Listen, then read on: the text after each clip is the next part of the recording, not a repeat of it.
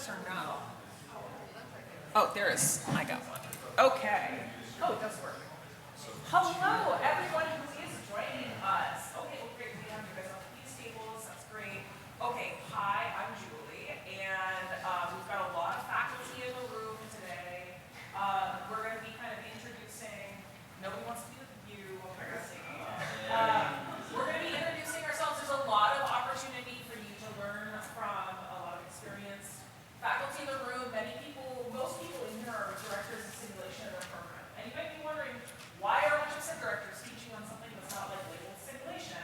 Well, we actually got together last year and we were thinking about a kind of intro to active learning, intro to debriefing, and we realized, to have a workshop, and we realized that a lot of the skills we have cross over into other active learning environments. We're talking about like small groups. A lot of the skills that would just take, it would take to maybe a didactic, something that somebody has packaged for teaching, and to make it into a small group, a more dynamic learning experience. And so we decided, instead of just teaching debriefing, why don't we teach a lot of the skills that we think are useful for active learning? We just happen to be simulation educators. So if you're a non-sim educator, you didn't walk into the wrong room.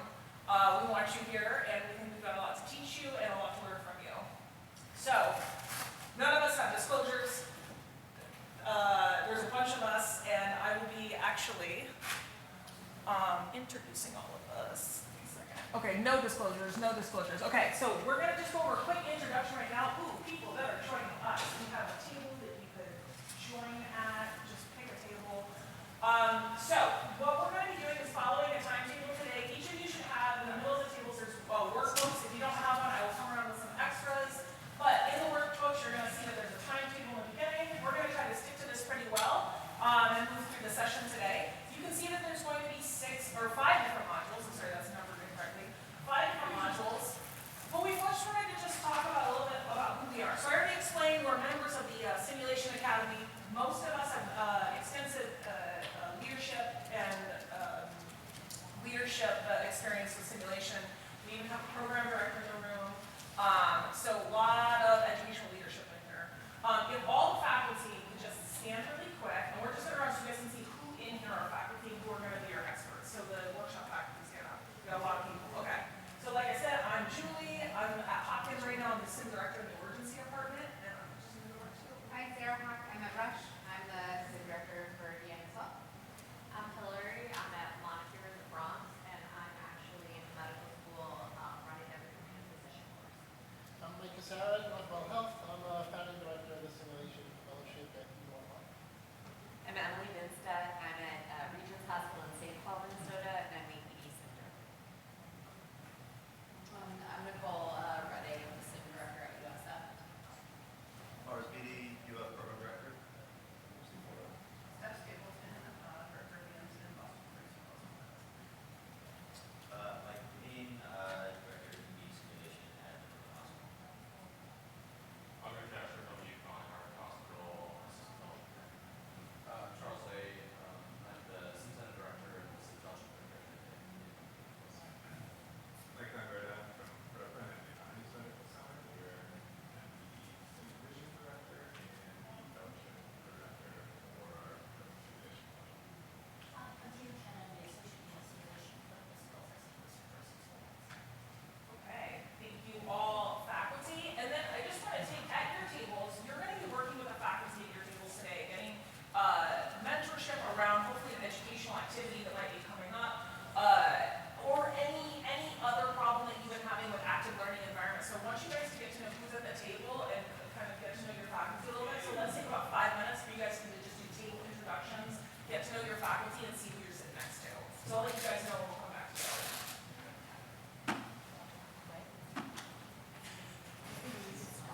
Yeah. Do you want to go around? I'm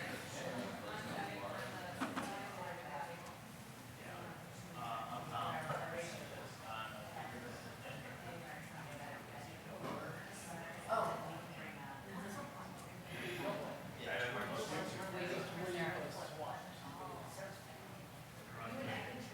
Also, same class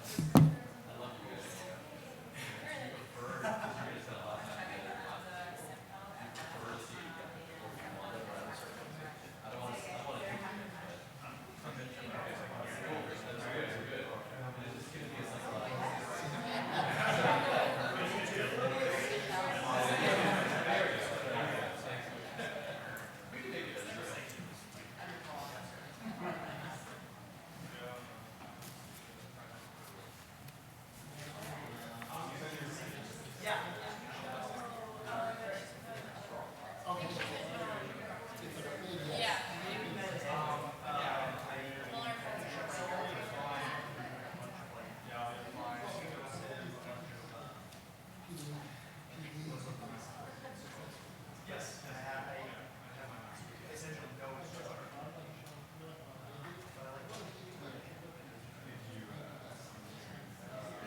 No, my program is here too.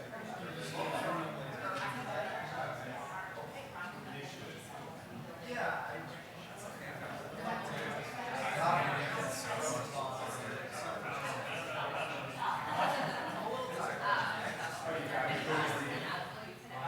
Well, no, it's right.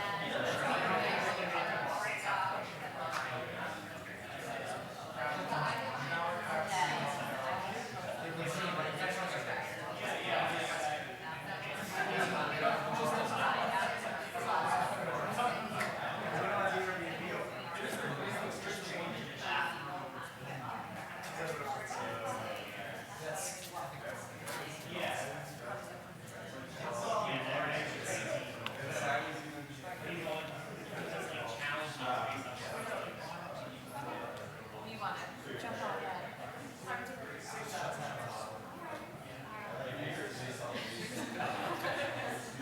They do. Some of them think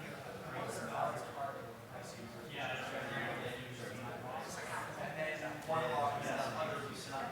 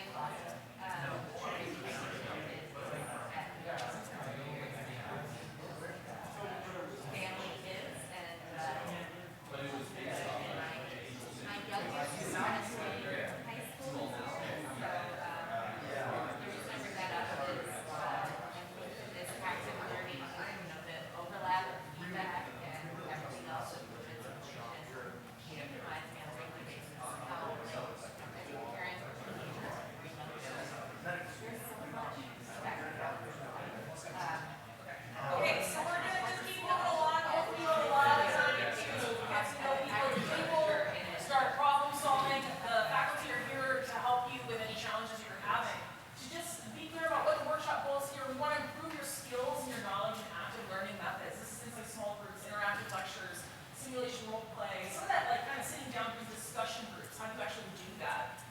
We want to provide opportunities to practice these skills. That's why we've got some nice activities for you.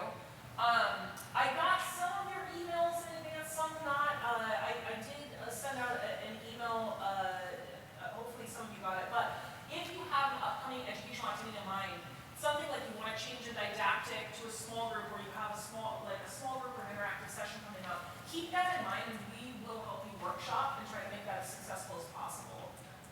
So keep kind of that in the forefront of your mind. Like I said, these are some of our logistics and you have a timetable that's a bit more accurate than this one that's in your packet on page 1. Feel free during this, if you have a thought and you want a question, this is a small group, definitely we can make this interactive. Raise your hand if you want to just, or just shout out to me. No problem with you guys taking notes, pictures, before posting something, just ask one of us for permission if you're recording one of us before posting on any sort of socials. And then also, we're all adults, take a break, stand, walk around. I cannot sit in a chair for a while. I'm sure like most of us have the same problem of sitting in a chair for an hour or 2 to 3.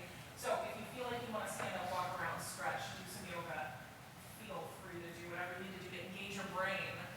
We believe that you guys are intelligent, capable, care about doing your best and want to improve. We're all here to just make each other better. So ask questions, try to challenge each other. I credit Jenny Rudolph from the Center for Medical Simulation with this basic assumption, which we'll be revisiting.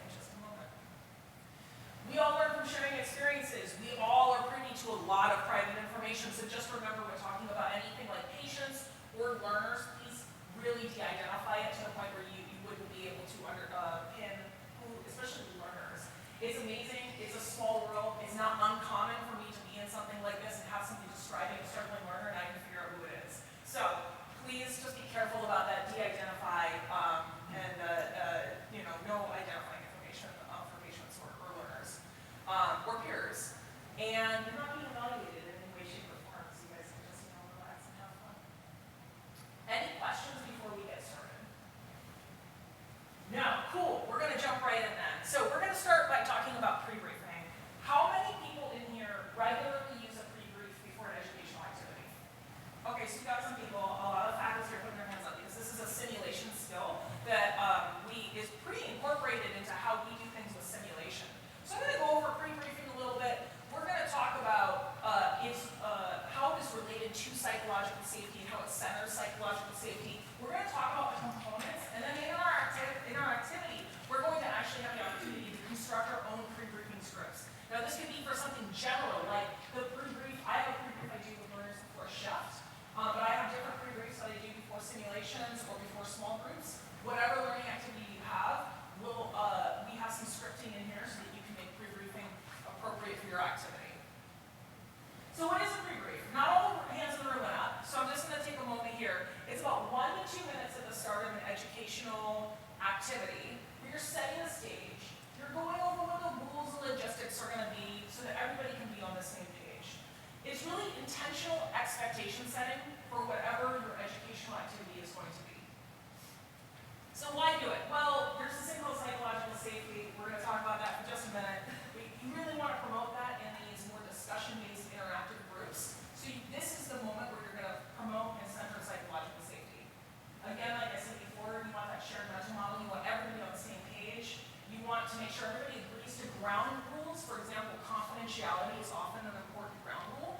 And then you got to let people know where the bathrooms are. Because if I have to pee during the lecture and I don't know where the bathroom is, I can't focus on anything else. So it often will kind of get some of this logistical information out of the way. Yeah, little bathroom sign there. Yeah, and why are we doing this? Well, anytime, this is called the experiential learning cycle. And so this is really what we're doing in the sim lab, but it's also what we're doing in small groups. It's also what we're doing with these interactive experiences. A resident will have an experience, whether it be on, or I say resident because I teach all a graduate, but your learner has an experience. This could be on shift. This could be the experience of reading an article for a small group discussion. And what you want them to do is engage in this cycle where they're reflecting on the experience, reconceptualizing and conceptualizing what can I learn from this experience, what do I have to unlearn and relearn, and then experimenting and trying a new approach. And in this cycle, people are pretty vulnerable. You have to be honest about things you're getting wrong. You have to really reflect on the gap between maybe where you are and what ideal performance would look like. So you want people to really honestly engage with that. And pre-briefing is going to set the stage that allows them to do that. Psychological safety is a big part of this setting of the stage. So psychological safety, I really like this definition by Amy Edmondson. If you're interested in this as a topic, her books are out there. They're pretty widely available now, pretty popular and easy to read. The Fearless Organization being my current favorite. So Amy Edmondson says it's the belief that the work environment is safe for interpersonal risk-taking. What is interpersonal risk-taking? This sounds weird. I was like, I don't know, nobody's driving dangerously or anything in my work environment, so I don't really know what this means. What it means is that you're not worried about being penalized by not getting that research grant or not being able to work with that attending that you like, or maybe people are scared that if they look silly, they won't get the opportunity to do that next procedure in the emergency department. So people need to feel safe, that they can share their ideas, that they can challenge themselves without worrying about that blowback. Now, there's a lot of evidence behind why this is important. You have better learning and performance, especially in high-performing fields, things like aviation. You really want people to be focused on kind of their ideal behaviors and what they want to do and be very honest about their gaps. So you get better learning and performance, increased engagement, earlier detection of failure. There's a lot of literature out of the business world on that. And often they say this is needed for innovation and early recognition of mistakes in VUCA organizations. That's volatile, uncertain, complex, and ambiguous. So like the emergency department. right? So you need that. It pretty much describes us. When I talk about psychological safety, many people say like, oh, you know, psychological safety is so great, but the learners, they're so coddled, they're snowflakes, they're just gonna melt. You just need to coddle them. I don't like the psychological safety. That is a mistake that a lot of people make, where they think that high psychological safety means that people are comfortable. And here, if you have high psychological safety, people are comfortable, that means your standards as an educator are pretty low. So you have low performance standards, they don't feel like they need to work to achieve standards, they feel safe, but that's when you get comfortable. Low psychological safety, low performance standards, that's nobody cares. Now, I think we've all been in this area before. High performance standards, medicine, low psychological safety, you're anxious. You're really anxious. You don't want to like talk about the subject and the learning activity. You don't want to kind of be vulnerable. You don't want to put yourself out there. So that's not where we want people to be. We want them to be in that high learning and high performance zone. Okay, so last thing on psychological safety. Has anybody been in a talk where somebody told them one of these things? Like, this is a safe space, or you aren't being judged. Does anybody have somebody say that to them? Yeah? Okay. Anybody that put kind of their hand up, any participants, how did that make you feel when somebody said that? I hear this a lot now. People be like, remember, we're all in a safe space. How does it make you feel when somebody says that? Why am I not always in the same space? Oh, well, that's a really good one. Like, you're like, wait, what was it a second ago? Wait a second. Yeah, any other thoughts? Any other thoughts when you're told this? You are in a safe space. It makes you do something that makes you uncomfortable. I'm not in a safe space. I'm going to be uncomfortable. Exactly. I like to just take a moment to encourage people. I know we're hearing this a lot. I'm very much against these two phrases. The reasons being is that your learners are really smart. They know they're being judged. We are professional judgers. We have good judgment. We try to practice good judgment, right? But we are professional judgers as educators. Learners know that. They also are so judging you right now. So we're like, this is a safe space. And they're like, yeah, your outfit is whack. So they might also be having thoughts that aren't that safe. And they have prior experience of retaliation after vulnerability. So this is why I like to set that I have the intention to create a safe space. I tell people what rules will be enforced, like if confidentiality is breached, this is going to be a confidential space where we're going to share experiences. If confidentiality is breached, I tell them what the consequences are of that, and I try to follow through on those things. That's how you create a safe space, not just by telling people that they are in one. You can never tell somebody else that they should feel comfortable. So, lastly, before we get to the activity, we've broken this down, your pre-brief, where you're going to set the stage for psychological safety into these 4 different categories. First of all, centering psychological safety. This phrase was written by somebody very, very smart, organizational psychologists that study things. And they thought that this phrase, what they call a basic assumption, that we believe everybody is intelligent, capable, cares about doing their best, and wants to improve. What you're saying is, you're not right, you're not wrong, we're smart enough, we're capable, and you care a lot. And that's what you're telling people. I tell people, I'm going to hold this about you, please hold it about me. And that sometimes when conflict then comes up, you can say like, oh, hey, let's go back to the basic assumption. Let's just say, remember, we're all intelligent, capable, we care about doing our best. It really centers the conversation in a constructive place. Just remember, people are not these empty glasses being ready to be filled with knowledge. They are a colorful rainbow glass full of emotions and prior experiences. When you tell people that you care what they think about, that they're intelligent, that they care about doing their best, and that you care how they are feeling throughout this educational activity, you're really communicating your respect for their perspectives, their response, and again, you're setting the stage for listening and being curious to what they're saying, their perspective.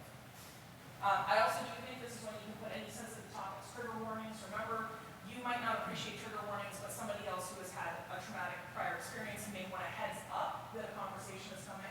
We'll talk a little bit more about trigger warnings a little later, but that I would include in your psychological safety portion of your pre-brief. Confidentiality. As we go through this, I'm just going to quickly draw your attention to this wonderful table that's going to be in your activity number 1, module number 1. You can see the different elements here.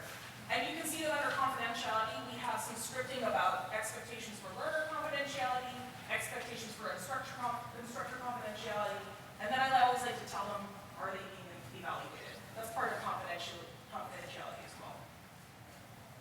Third, logistics. What does the day look like? Where are there going to be breaks? How long will things take? Where are the bathrooms? Those sorts of things.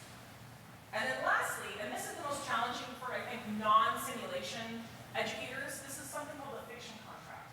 But I do think it's very important when it comes to different small group activities. I like to think about this, anytime an activity requires somebody to kind of put themselves out there and engage and feel a little bit silly, you want them to know that their performance in that activity does not reflect their clinical performance.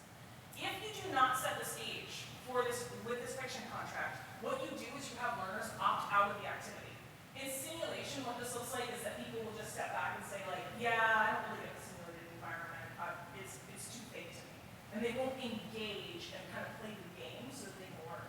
So the fiction contract is all about getting people to play the game and know that you're not going to judge them on their clinical ability based on how they play a silly card game or something like that you're trying to engage them with. So there's some scripting in here as well to help you out with that. This is what I would use before a simulation. I say, you know this mannequin is a piece of plastic and may be difficult to treat like a real patient. I know this mannequin is a piece of plastic and you will not treat it exactly as a real patient. Let's do the best we can do and use this experience and your actions as a platform to have a discussion. All I want you to do is play the game so you can have a good discussion about it. And then people can usually take a deep breath and know that that if they check the pulse on a weird place on the mannequin, I'm not going to think they necessarily will do that on a real person. There's a lot of reasons why they might do that. Okay, so we're going to hit the first module. We've got a couple minutes for this. Let me tell you how much. But module 1, pre-briefing. So we have construct your own pre-brief. On the first page, if you wanted to brainstorm at all on whatever educational activity that you're going to be working on, we've got some space for you to jot down some ideas here so that you can remember later on what you were thinking about. And then we'll see on the next page, we have this table. In the table, there's a lot of suggested language that comes from different pre-briefs. Feel free to circle language that you would want to include in your pre-brief before your activity. And then there's also some space down at the bottom here so that you can write in any other language. And we have the faculty that are at your table can help you with what's appropriate for your activity and also come up with new language if you need any help with new scripting. Okay, so we're going to spend 10 minutes on this and then I'll let you know when we're coming back together.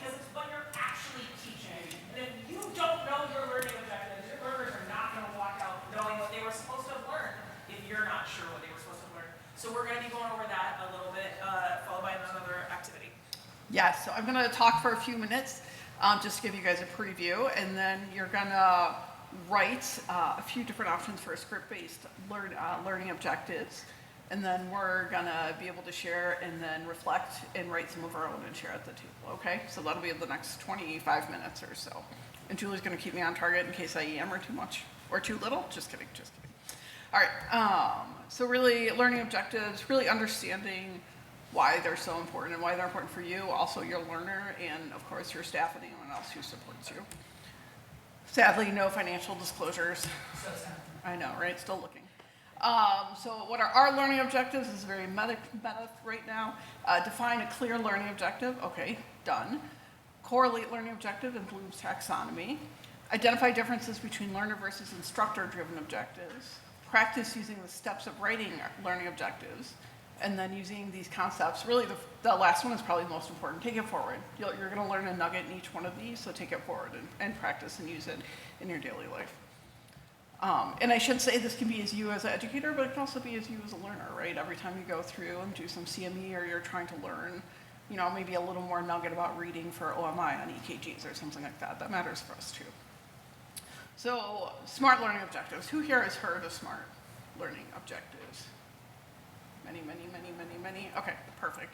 We will go through, it's been time honored at this point. I think it is pretty useful as well because it's really easy to write a basic learning objective like, all right, I'm going to teach the students about chest pain. And you're like, great, what about chest pain? Is it going to be differential? Is it going to be like symptomatology? Is it going to be HPI? Is it going to be like, you know, you can start going down that. So first of all, specific. S is for specific. It needs to be something really clear, concise that you're looking for. So it should be like a skill or knowledge base or some sort of behavior, something along those lines.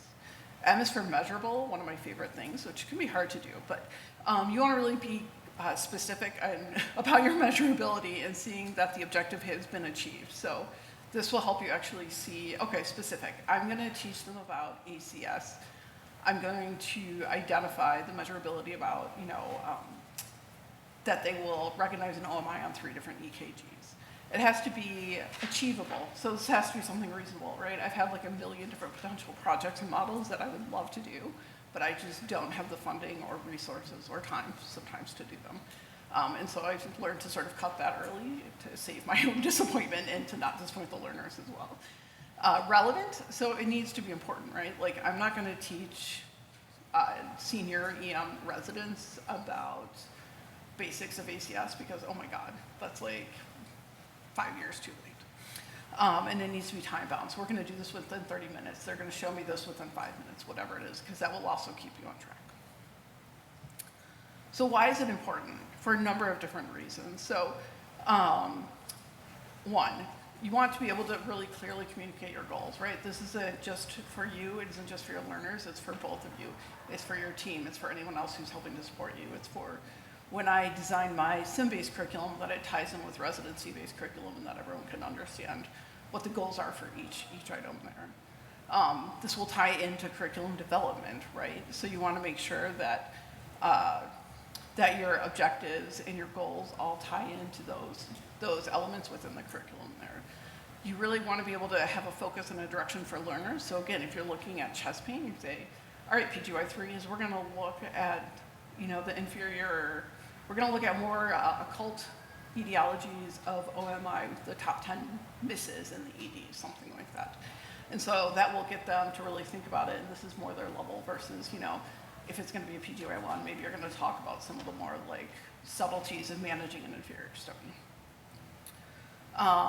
And then facilitation and assessment evaluation. This is one of my favorites because it really makes you think all the way through your project or your curriculum because, again, sticking with ACS, if I want to teach PGY1s about inferior STEMIs, and then on my assessment in the eval tool, then I ask about, you know, PE management, like what the heck, where did that come from, you know?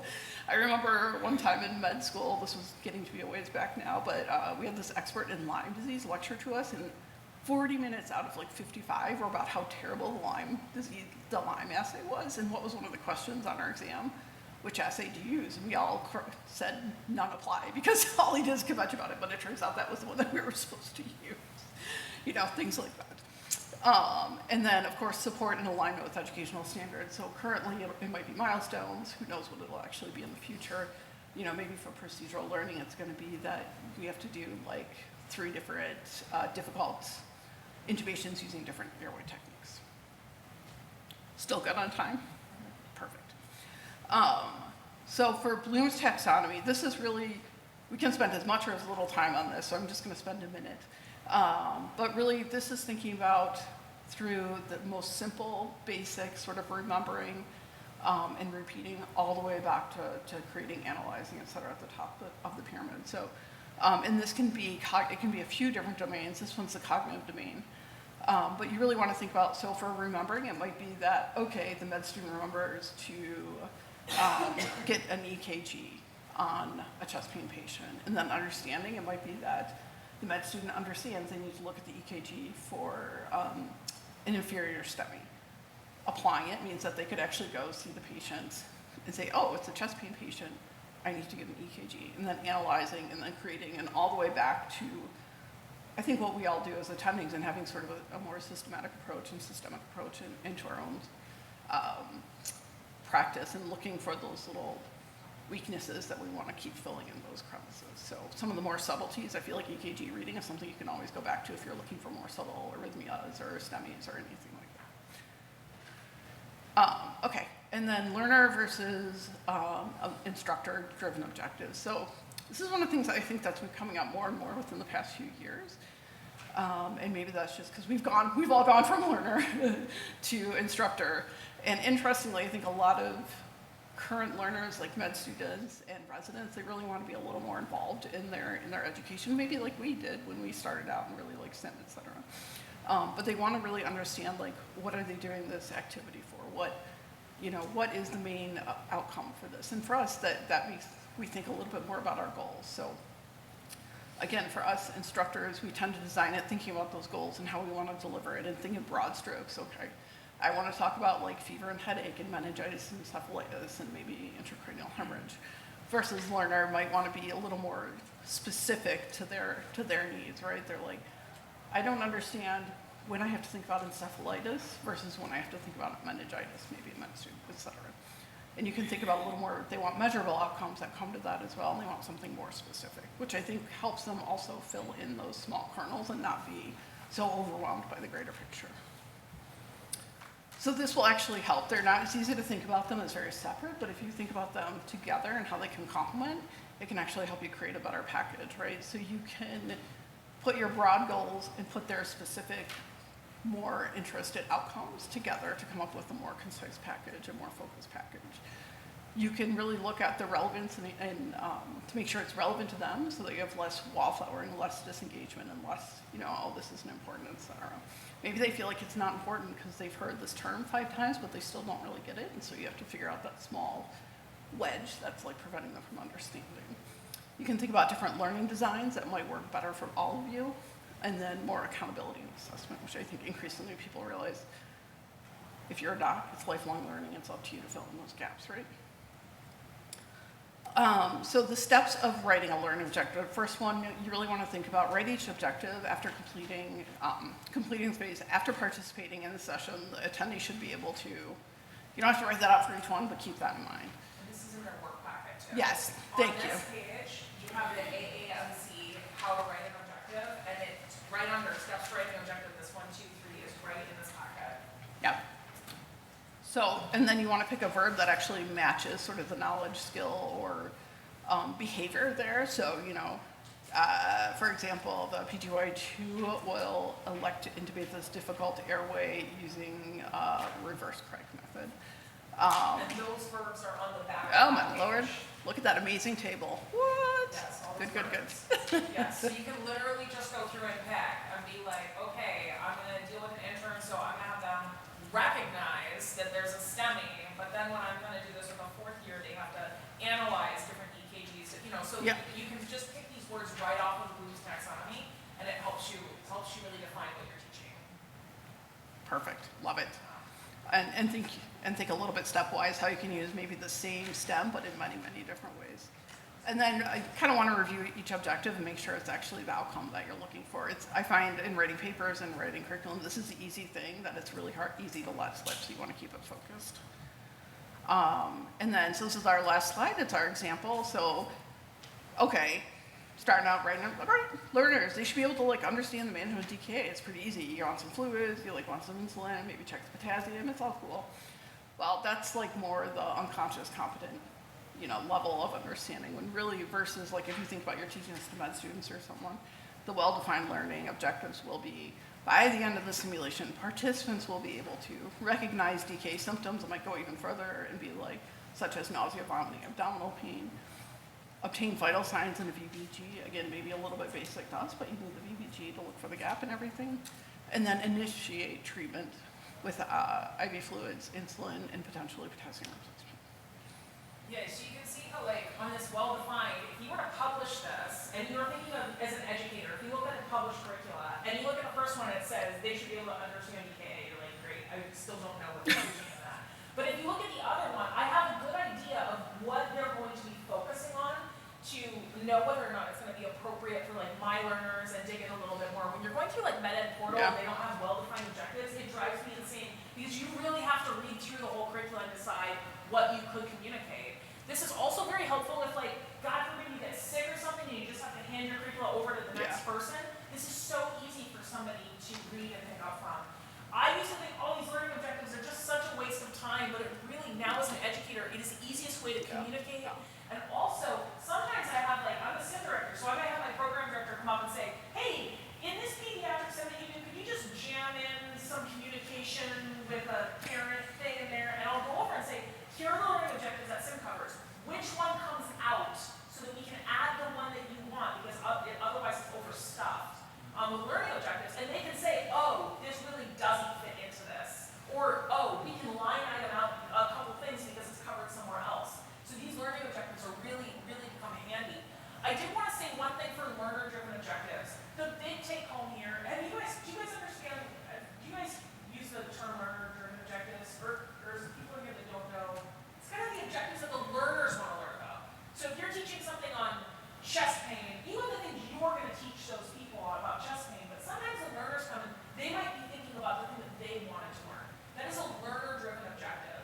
In simulation, we make sure with our objectives that we don't have too many objectives because we know that the individual learners are going to bring their own experiences, their own things that they want to talk about. So we call it holding space for the learner-driven objectives. When you're doing something like a discussion, you don't have to guess what the learner-driven objectives are going to be. You can just ask them to say like, hey, I got stuff I'm going to talk about. What is the stuff you guys want to talk about? If you have an article, you can say, I have things I'm going to be discussing. What are the things you guys want to discuss?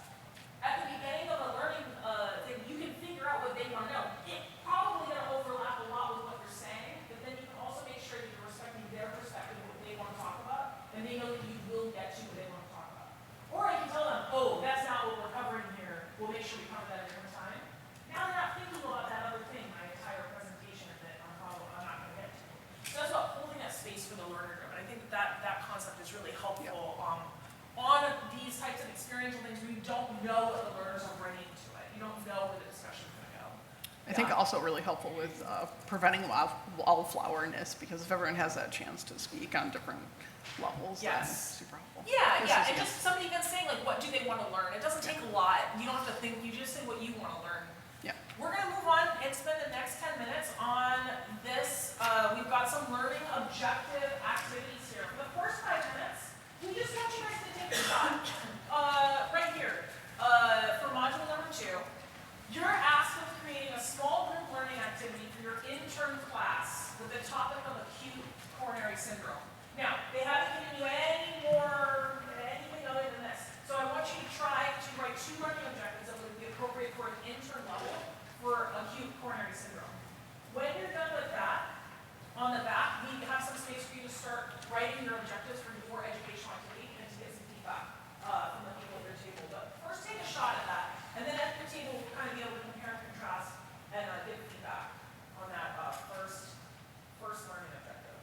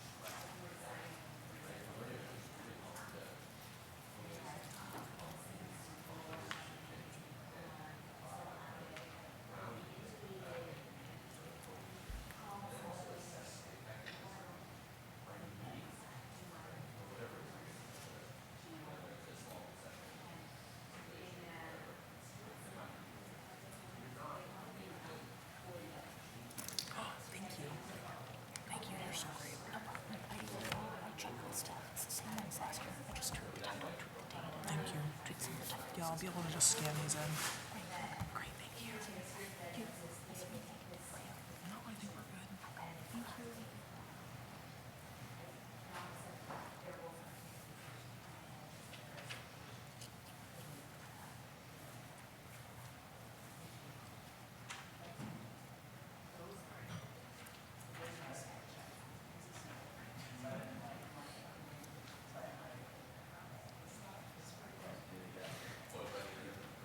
Tell us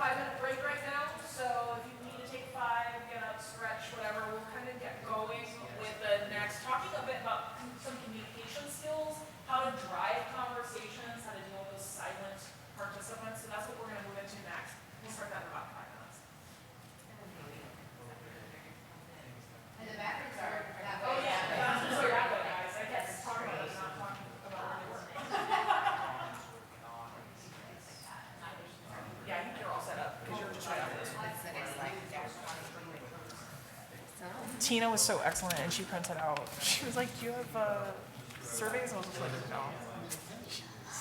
Just good. Oh, she did pre-workshop. Oops, nope. That's okay. That's fine. We'll just do post-workshop. I wasn't planning on doing much with it, although I know MedEd Portal wants stuff like that. But I don't know how much more I can get out of this other than just recurring workshops. It'd be hard to squeeze this lemon from it. Yeah, no, and I've pretty got some good. other things that are like much juicier. I know, right? Yeah. Just when I'm like a abandon things early type of a person. I'm like, if this isn't going somewhere, I'll abandon it. And my bosses are always like, "No, but you really need to see things through." And I'm like, sometimes when you think you've done 85% of the work and you realize you've only done 20% of the work, you're like, no, it's done. Yeah. Yeah. I hear that. I'm like, it's the journey, not the destination. I've gotten all I want out of this journey. Yeah. Okay, well, I'm gonna run to the bathroom really quick. Okay. Yeah. See you soon.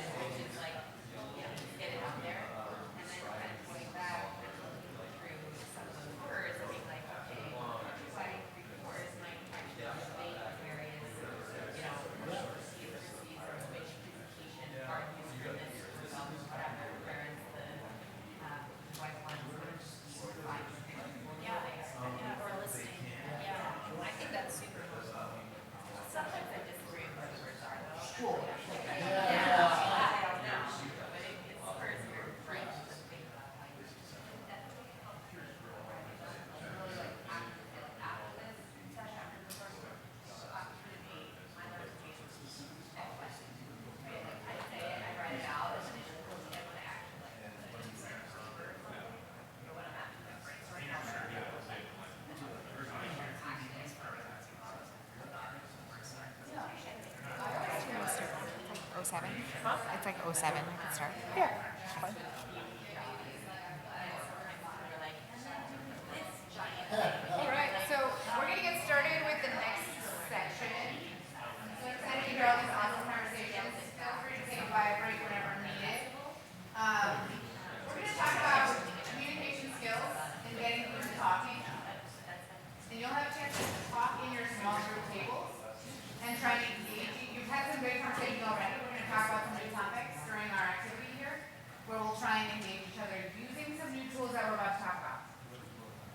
So our idea here is just to think about some strategies where each of us can encourage small group participation, review some strategies to keep the discussion on track when it veers off course, and then we'll address some challenges to communication through a couple of stories. Ideally, everyone at the table feels engaged, and somehow you keep the discussion running along the thread that ties to the objectives that you have decided you'll be talking about. And doesn't talk about, something way, way off track, tangentially related that a learner has brought up. So guiding the learner's intended objectives to reach your shared destination. And then we'll definitely do some practice in a little bit here. But how do we get people talking? Sometimes you ask a question and all you hear is crickets. and maybe you didn't ask a clear enough question. Maybe you didn't engage or engage the people at the table well enough. Or maybe you just have a fairly quiet table. So what's the meaning of your crickets? And how are there ways, what are other ways that we can use some of the strategies that we'll talk about to get folks to talk, even the person that hasn't yet talked, maybe because for any number of reasons. Thinking about setting the stage though, it goes back to the pre-brief and the mindset that you introduce for yourself, right? If you're saying, today is a test and everything that you say, I'm gonna grade on an A through F, and if you say something that's an F, I'm gonna say F. Probably not gonna be a safe place where people are gonna wanna speak up, right? But if you say, hey, I'm curious to know what you think of this topic, what you already know, and what things you'd like to learn next. Oh, well maybe we'll speak up and tell you that I'm not really sure what the TSH does in thyrotoxicosis, which is what our table was talking about just now. If you can model interest in listening, if you can model having your phone in your pocket, if you can model the ways to be an engaged conversationalist, as the leader here, you'll potentially have a more engaged group talking with you as well. And then find what's exciting to them. What is the learner's objective today? And see if you can address it as part of the talking that you do at the table. So I have this toolkit to share with you that I didn't make up. Again, this is from the Center for Medical Simulation. We found that when we were creating this that we pulled some resources from that in order to make this workshop because they're so good. And they hadn't published them yet, which was shocking. So Because yes, everybody they're uses these like crazy. So we all kind of use these types of things, whether we know it or not. But if we can name it today, you can have it in your toolkit to say, you know what, I kind of want to try and get more information from this person. So we'll go through them. I'm going to go through them very briefly, and then we can actually try them at our tables during the upcoming activity. So to start, think about how you would clarify. Can you tell us more about what you just said? Can you clarify why you have that perspective? Is one option that you have. And it allows you to reflect back without asking more specifics. You just are reflecting back on whatever your learner has brought up first. Dig. Tell me what challenged you specifically about that. So digging more into the thing that they have shared. So again, this isn't really providing them any information. You are asking and eliciting more from the learner that has offered a breadcrumb. You're like, what's the rest of that piece of bread that you have back there? Can you show more of your perspective to me through an answer to this type of dig question? Share. Someone brought this up earlier. Can someone who's experienced this share a case that's similar to this? Is there anything that you've experienced in your clinical practice that relates to this? And then it's like, oh, I had this really cool case, and they launch into a story, and they had previously been a silent observer in this case. But everybody else can learn from the thing that they're sharing that hopefully relates to what your objectives are about. Or how have others overcome this type of problem in the past? So thinking about, can you give tips to your fellow learners about how to get through this type of problem? Generalize. Now that we have this to talk about, what can we do to prepare us for the next shift? Or does something like what we're talking about feel familiar, and can you apply it to something else?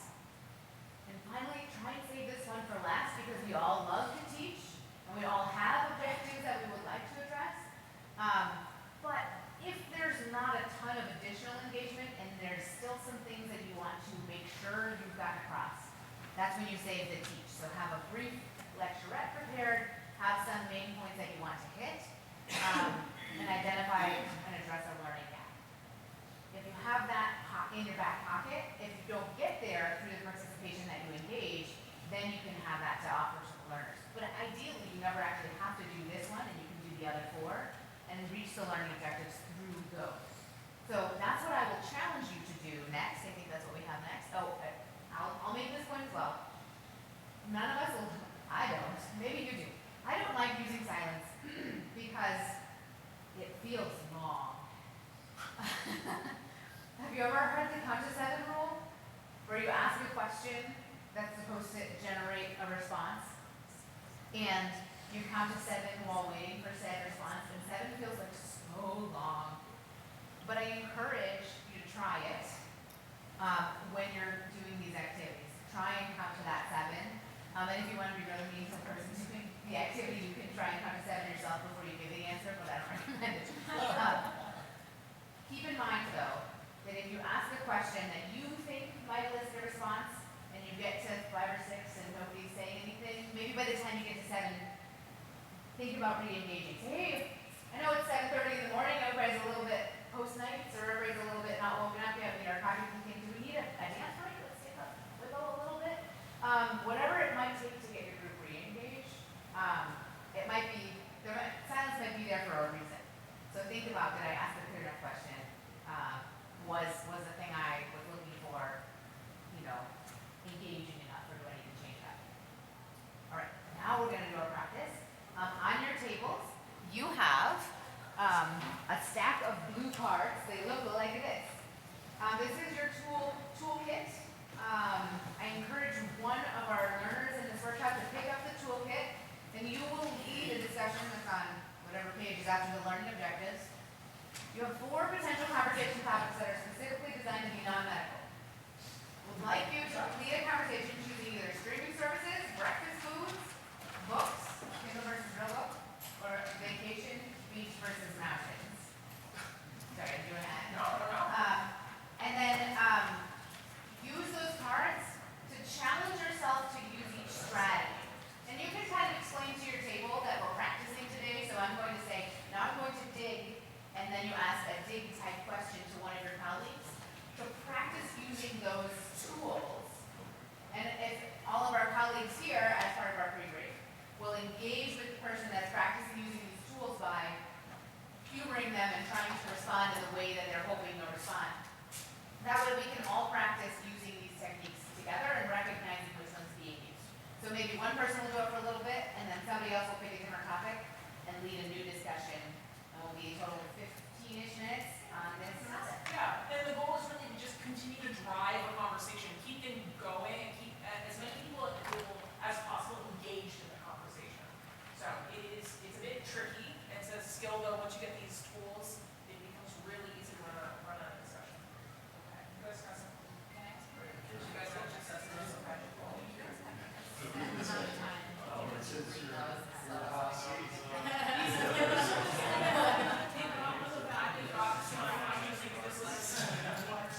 with that, since you're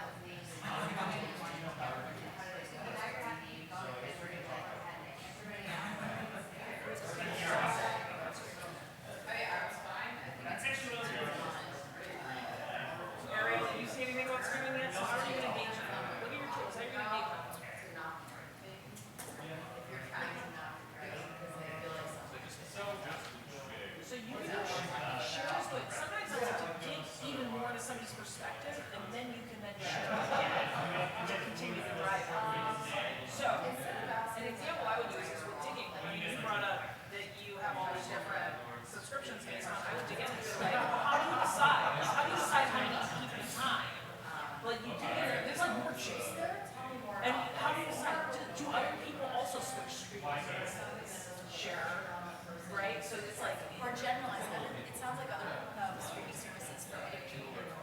for other people, yeah, yeah, yeah, to generalize. So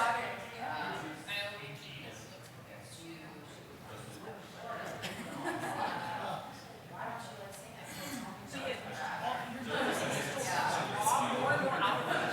So then at the end, that last 5 minutes of teaching, you said everything, and you can be like, okay, let's summarize. You guys said the 5 points. There were these 5 things. That's what you're supposed to learn. Move on. They haven't said whatever teaching point that you had. You can just be like, okay, I'm going to take 5 minutes to teach right now. Thank you for the discussion. These are some things we talked about. These are other things I want you to know, and you do a lecture at. But it's just more about grabbing from everybody. What were you I was guys gonna saying? say, is anyone ever had to be like this? Like, example, like, I'm feeling a lot of voice, this side of the thing, this side of the thing, this side of the thing, you have to hear what this side has to say, and someone up there. Yeah, and also to share, because you can just say like, you said you have many different ones that switch around. Does anybody else even switch around streaming services throughout the year and you see somebody not, and you're like, tell me about that. That's all you can say, tell me about that. And they just be like, yes, I do switch. Okay, cool. So like, which ones maybe? Or decide to like, what that person said. But again, you can like, you can use that to share. Sometimes it's just like a nod, and you're like, tell me about your experience is often an easy one to get a quiet person at. Tell me about your experience. Yeah. Because you can just talk about your experiences, like those things. Also consider, like, someone may ask, what's the streaming service that you prefer? Right? That's a great answer. So like, Mitch, what's the streaming service you prefer? Right, because it's, Yeah, because you're facilitating, you're not part of it. For instance, if you don't want to be part of it, right, let's say, if you want somebody that's trying to have conversations on the table, not yourself, because you're the facilitator, but I'm the learner. What's streaming service versus that's on the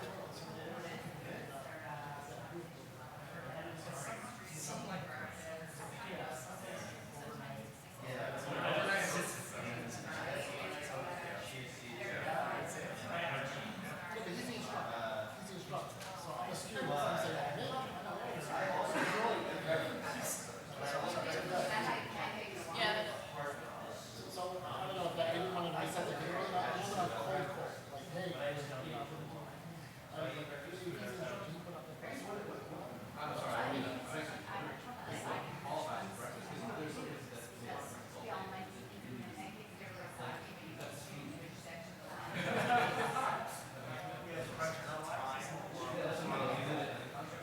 I usually hit that one back. I used to say, well, I'm here because I'm curious what you guys think. But that is such an obvious deflection. And so, but I still think you can say kind of like, I'll say like, well, I have my own methods of doing this, and like let's talk about like your methods. I don't know. I kind of like remove myself from it. I like using curious a lot though. It is a bit of a dodge. Like I'm curious how you guys are gonna arrive at this. I'm really curious how you guys are gonna do this. I made this decision a long time ago. I learned something. I just take myself out of it. I would probably use like something like I'm too embarrassed to tell you about my experiences are too so sorry. Or like I would show Oh, I want to know what my right, you know, but I would like probably use more to get me out. I find also though with our teaching for like lesson purposes, like your opinion is like you engaging and having that honest discussion and everything and be like, oh well, I have reasons why I make my decisions, so we can talk about that. Yeah, but right now that's usually what I say. Like I have my reasons. We can talk about that, but that's not what we're talking about. Yeah, that's usually how I like separate it.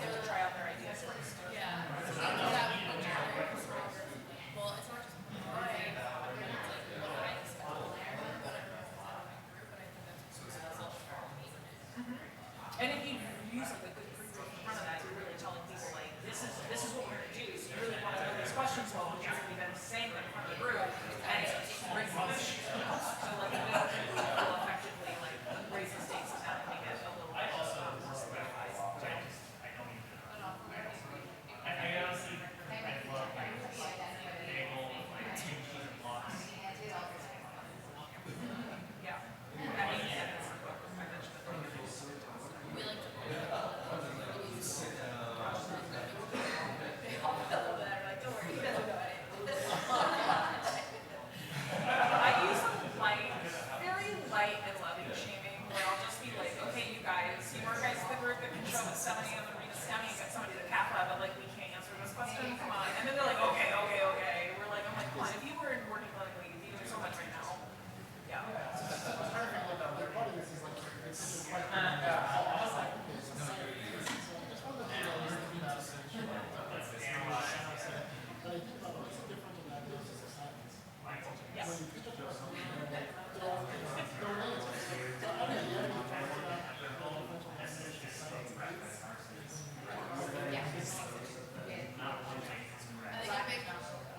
I was gonna say lack of knowledge. So like, Okay, hopefully you guys have had some practice using some of these tools to generate conversation. These are really, really great even to use. I call them like focus group tools because they just keep people talking and driving the conversation.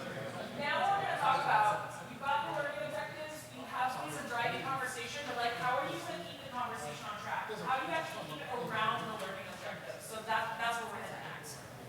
So I love this diagram, which feels like most of the AI. discussions that we have. Yeah, I was thinking it was maybe. Also, There's some cats here, and there's a horse, and there's somebody trying to teach the cats and perfect cast, man. teach birds, whatever you're doing to these cats, you're trying to keep them in line.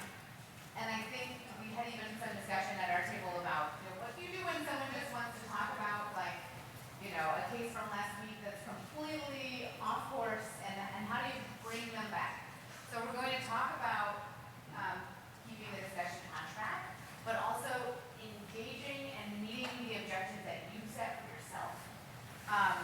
So this starts, again, not to be a broken record, but it starts out with the pre-brief where you told them what you would like to teach them and what you'd like to talk about during that day.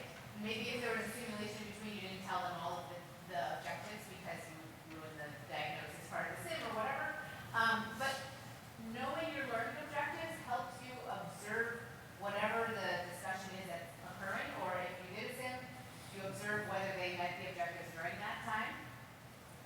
And I want to introduce to you the LilyPad framework of hitting your objectives. They don't necessarily have to be in a line of 3, but this is what our diagram shows, because sometimes you have to hop from 1 to 3 to 2, depending on where your learners want to go with the discussion. But your goal is to hit all 3. And if you have 3, that it kind of keeps your learning objectives to a minimum so that you can address a 4th one if your learners come up with a really burning question that they have for you. And then thinking about transitioning between. So if you've achieved one of your learning objectives, you can kind of wrap up that mini conversation and move to the next objective using a transition statement that then tells your learner group that you're moving along to the next thing. And if you have a quick teaching point for each one, kind of already prepared, it can help you recognize whether they've achieved that, give them constructive or formative feedback. Hey, I noticed that you did this really well, and I'd like you to think about continuing that in your clinical care, or hey, I noticed you didn't have a chance to do this, think about doing it next time. All right, so here's an example. We're going off of the kind of thread of an ACS small group. So for your interns, maybe you wanted them to list emergency conditions that present with chest pain, discuss treatment, and discuss the risks and benefits of Lovenox and heparin. So you might kind of start on one of them. If they didn't already list all of the conditions, you might fill those in as your teaching point that you have in your back pocket. But if they get all the conditions that you were wanting, you say, okay, thanks so much, we're going to move on to the next topic. But if someone in the middle is like, okay, but when do we use heparin? You're like, okay, hold on, we're going to go to number 3, we're going to address that, and then we'll hop back to number 2. So depending on how you would like, how your learners engage with your discussion, you might hit different objectives at different times. But your goal in leading that discussion is to hit all of your objectives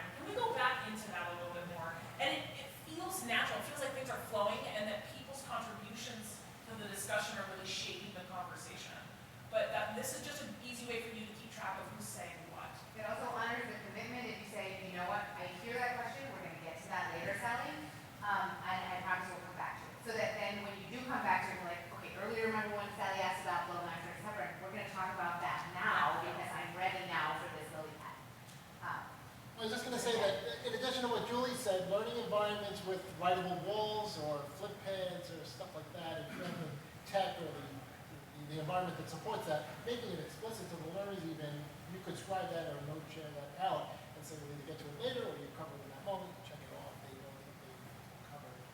That's sometimes helpful. And incredibly important if you're doing 5 iterations of the same thing, because you obviously can't remember otherwise unless you're actively writing which conversation you had in which group, right? And you're like, did I tell you guys this yet? And they're like, I don't know, you haven't said the thing yet. So you kind of have to check your boxes in there. For you, that's a really good point. So again, you might have teaching guidelines in your back pocket for objective number 2 that are about AHA guidelines, and then you'll use a transition statement. All right, so we've talked about the treatment. Let's talk about different options that we have, and then you're introducing your last objective. So thinking through this framework so that when you get to the end of it, you can say, all right, as a summary, today we covered these 3 things, and the additional objective that somebody else had about when you decide to call the cat or whatever it is that the learner raised the question about. So I want to transition to a little bit more of some important communication topics as well. So I'm going to cover a couple of different special challenges that we discussed as a team that seem to come up frequently that can be considerations as you're tailoring your discussions in your small groups. We talked about this a little bit earlier as part of the pre-brief, but I wanted to address it specifically. Thinking about what kinds of topics might be sensitive for your learners, and this may extend even to a difficult case that's come up in your department that everybody knows about. There was a case of X in the department that was really traumatic for 3 or 4 of our learners, but everybody's heard about it, and we have decided to address it with this learning session or something. Or there's a pre-planned learning session that's about that, and you're like, well, this was planned for today before event X happened. If anybody's still working through that and wants to take an option to opt out of this event, this is an opportunity for you to do so, no questions asked. I encourage you, if you're able, to engage with the simulation we have planned for you, or the small group that we have planned for you. But we totally understand if you're in a place where you need to step out for a moment or be an observer today. That would all be fine. So you can still learn from the experience without having to be directly participating. So thinking about some phrasing that allows your learners to self-identify for whatever reason and then take a step back or take a step out of the room if they need to. Because like we were talking about, the glass full of colors and experiences, you don't know what's inside of the learner that is sitting in front of you, and you don't know which experiences they've had last week that could really affect the way they respond to whatever you're planning for them today.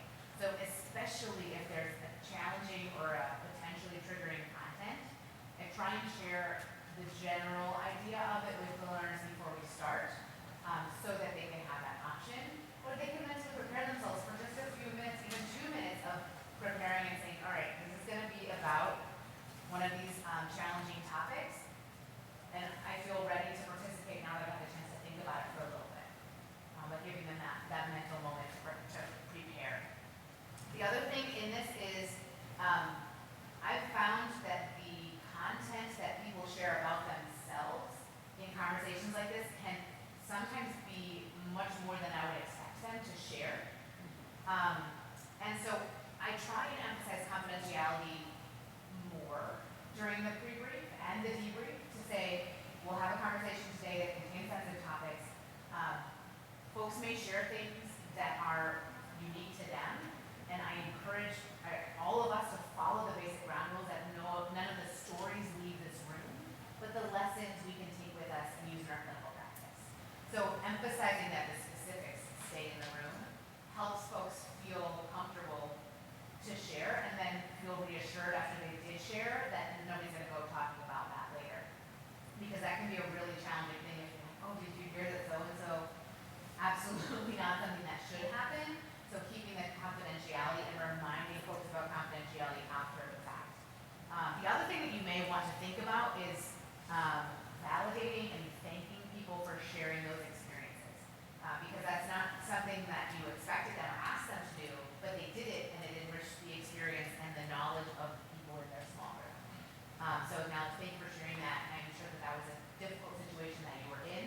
And we'll all hold that story in confidence, but I think that we can each learn from that experience as we're here today. Type of commentary from the facilitator can really help your learners that are sharing those things. Another kind of tangentially related, but if you think about the silently distressed learner, again, we might not know that one of our learners had a case of a traumatic airway or a bloody airway or whatever else when we plan that SIM for them. And we run them through the SIM and we maybe don't use a warning about the content that day because we haven't thought about it as sensitive content, but they're still dwelling on that case. And I had, a case of a learner that had experienced a very similar case, and we went through the SIM, and I asked him again, how did that feel? And in that moment, the learner was just like, no, it's just too close to home. I can't really talk about it right now. And so as the facilitator, I was like, okay, I've got this thing in my arms that I've really got to address here to be careful with this learner, but also acknowledge that this happens for everyone. And maybe, this might happen for any of our SIMs that we address really challenging content, we address really hard cases, and this might have happened to any of our learners. Thank you for sharing that. Do you want to take a second to step out and take a break for a moment? In that moment, through acknowledging and validating and allowing the learner to have time, that learner actually stayed for the rest of the debrief and the rest of the simulation day and declined the opportunity to step out, but was a little bit more distant and just kind of observing and learning. And that's totally fine. By creating the space, you still maintain, hopefully, the feeling of psychological safety that you're going for by creating that space and validating the response of your learner. So keeping an eye out for the body language and the withdrawal, perhaps, that might happen with a learner that is distressed in some way. Doesn't matter exactly why, but acknowledging it. And then checking in later would be another thing that I would advise about this, is if you notice that happening for a learner, if you're able to kind of, once the case is ended or your learning session has ended, kind of step up and, hey, I noticed you were a little bit quieter after this happened. Is everything okay? You want to talk about things? You can step out. Type of directly addressing them in a more private setting can be really helpful and supportive. And a lot of times they'll be like, no, it's okay, I got it. But sometimes they'll be like, yes, can we meet for like an hour in like 2 hours today? And you're like, oh, okay, so this is a big need. So identifying that and trying to, because a lot of us teach folks that we see every day or we work with on shift, you might know some of these learners pretty well. So if they ask for that, as much as you can, try to be available if I can find a substitute. Disengaged learners, folks that are like in the back, arms crossed, leaning against a wall maybe. So like I said, I'm going to give you some examples because that's a lot of what I do. I had a learner, not pictured here for the record, who I constantly observed in the back of the room, arms crossed, kind of observing the active SIM and allowing everybody else to do the SIM. And I attempted to engage them a whole bunch. Hey, you want to lead this one? Hey, you want to be in charge? Hey. No. But try as I did to engage this learner, he still was our biggest proponent. SIM is so amazing. I cannot believe how much I learned from SIM. He was our biggest advocate to maintain the level of SIM in our program. And in the feedback at the end of the year, SIM is so amazing. I love SIM.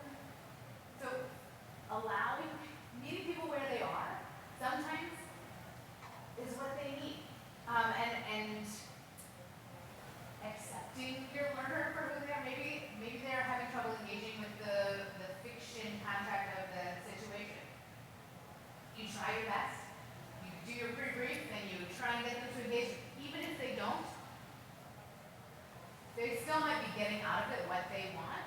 They still might be getting the learning objectives that you set out for them. And overall, if that's what their experience is and that's what they want it to be, I try and let that be. And that learner, I hung out with him for 3 years, and he was just really, really pro-SIM and also really, really things like this. And I couldn't figure it out, but I think if you kind of try and meet them where they're at, you're going to have success along the way. And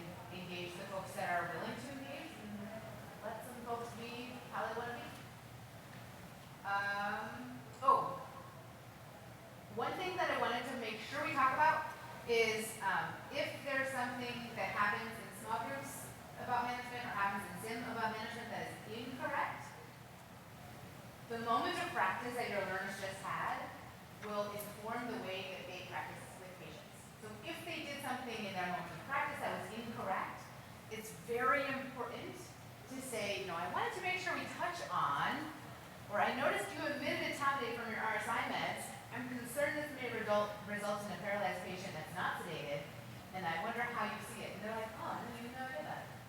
And if you bring it to light, it emphasizes the fact that RSI is always with tablet and sedative and paralytic, so that you don't have this happen in a clinical situation, and it makes sure that the learner notices the error.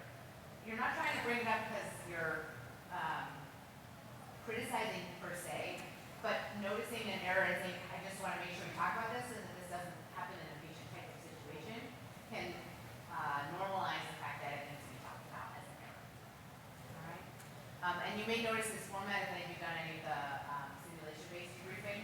This is the advocacy inquiry format, which doesn't quite fit into all of the content we have for you today, but it is an example of it. So you can notice that. All right, this is one that we talked about as well. What do you do when somebody's just going off into a field somewhere and picking some daisies and typing on something completely off topic?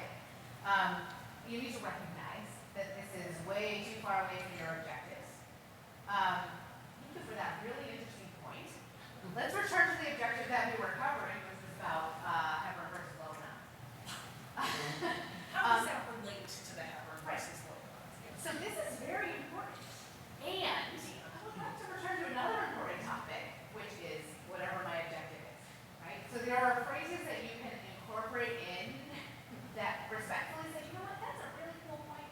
I'd like to come back to that later if we have time. We can put that in the parking lot with our whiteboard. Have you noticed? I'm not gonna lie, the parking lot often does not get talked about, but it recognizes the people that have ideas that want to be focused on and allows them to have their moment in the parking lot, and then also allows you to meet the objective that you have.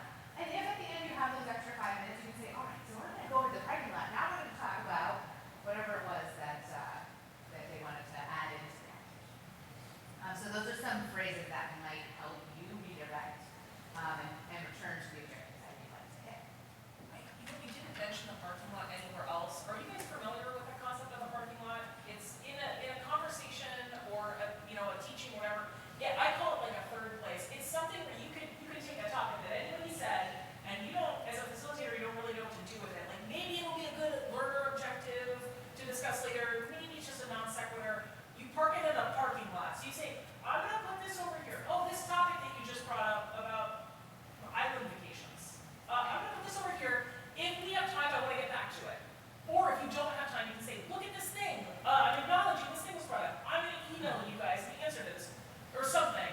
So you put it over there so it's still acknowledged. But you don't have to do anything with it yet. And then you decide later what you want to do with it. So this is one that is like a non-sequitur that great to talk about, great people to talk about, but maybe I want to get the right instructor or objectives first. So that's what that parking lot is. I will add that, we talked about earlier, it's learner-centered objectives. Like, if a learner is really interested in something and they want that answer, if you are going to park it in a parking lot, don't turn that into purgatory.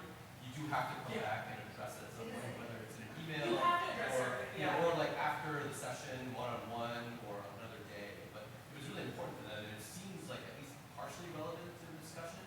You do want to get back to it, otherwise you're leaving learning. Yeah, I like to kind of write them up so everyone can see that I've got it, and then later I'll say, I'm going to email you guys the answers to these questions since we ran out of time. Or we'll save this for next week's discussion. Yeah, I'm just trying to make sure I can go through it. It didn't die there. Yeah, we'll do. Or if you have enough time and you can think about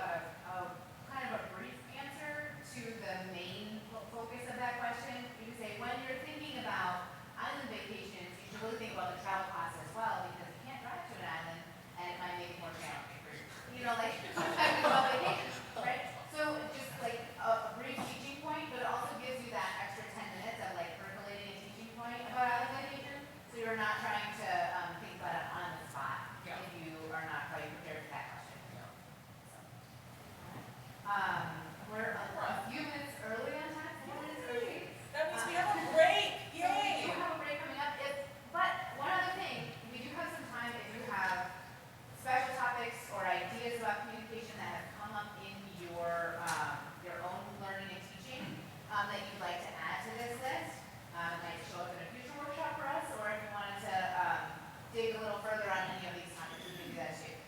Yeah, we'll come back at 5 after, so that gives you guys a pretty nice break. And then what we're going to be talking about is how to structure your conversations. We're going to first start on structuring more sit-down conversations, like after a simulation, after an event, something like where you're going to sit down and have a discussion, generally with a group of people. Then we'll be moving on to how do you structure very short conversations, more like what you're going to do after a shift, where you're one-on-one with a learner. So it's all about structure, and then we'll be reincorporating some of these things that we learned. So we'll be starting at 5 after. Please, if you have questions or you want to practice things, grab any one of the faculty. We're all here for you. So we'll be at 3:05.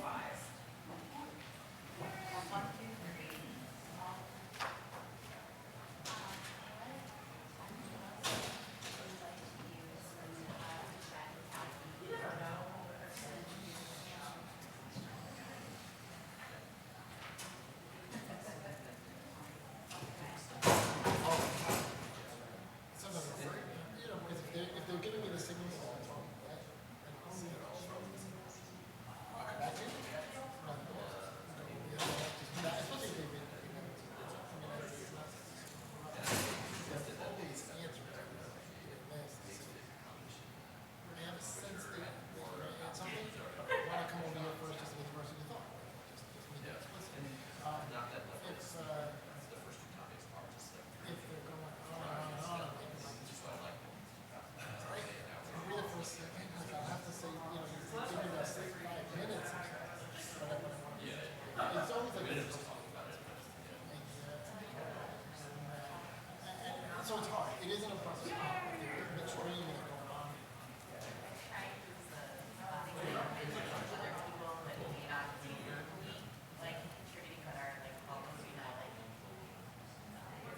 You know, or whatever, facial testing, and then you use the, whatever it's called, the clarification.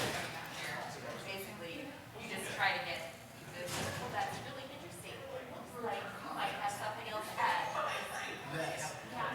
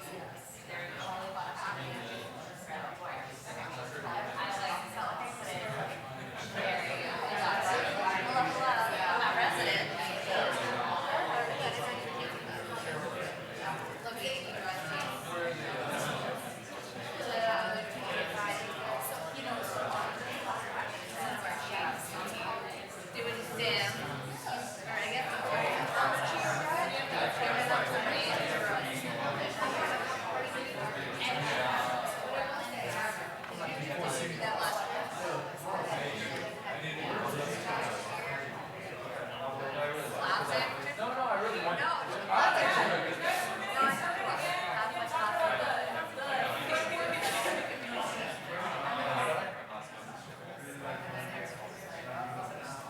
Starting with the last few modules, we're talking about frameworks, conversation frameworks.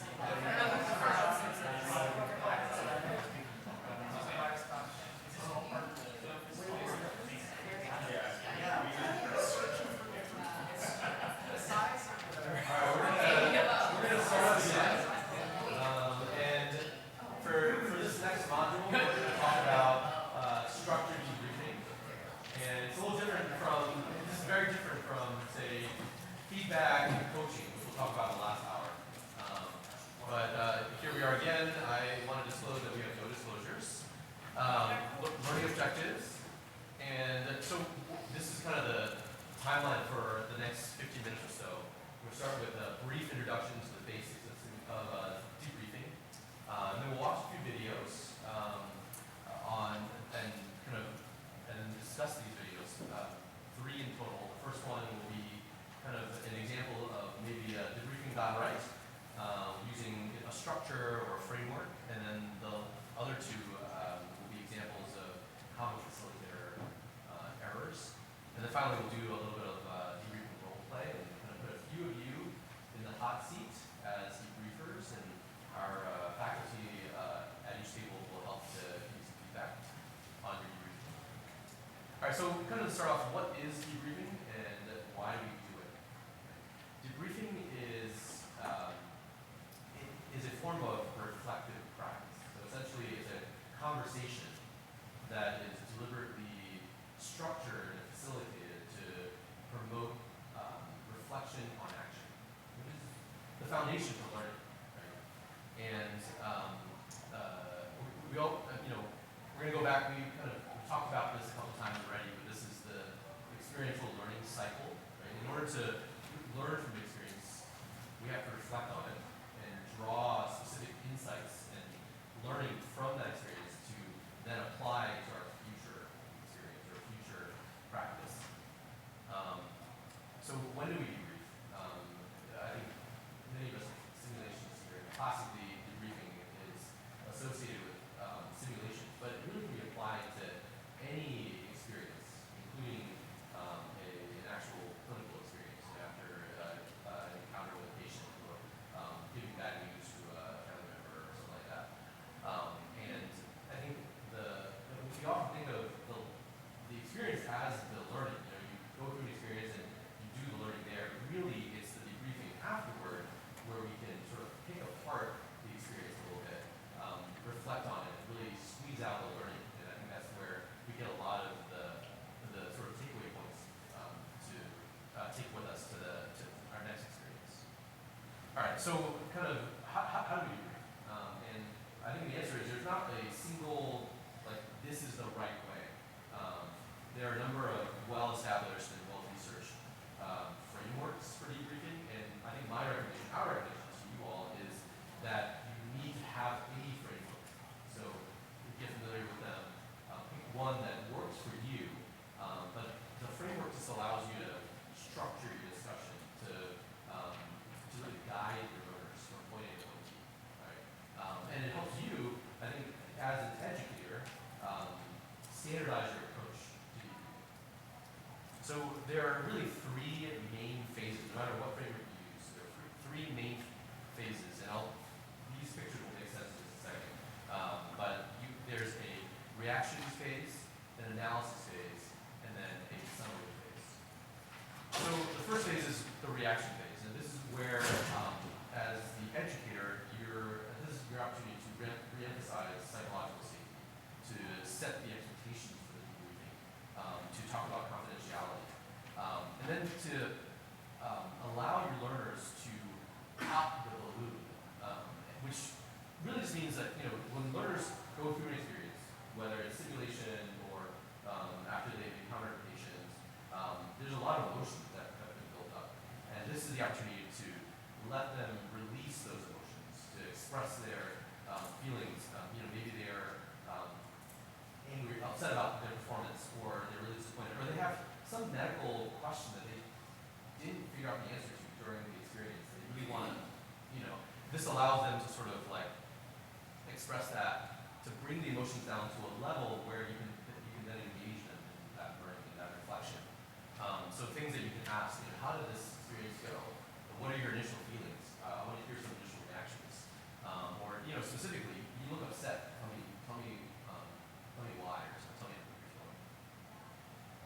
It's not always words. Sometimes it's just a guttural like utterance. It's like, and you're like, oh, that's how it went? Okay. So sometimes that's enough. Like you get a sense of what's going on for them. And I think another thing that's really important here is, we talked about these learner-driven objectives, and it's oftentimes in that reaction phase, you get a sense of like what's actually important to the learner, and and then you can sort of have the opportunity to guide your discussion to make sure you answer those questions.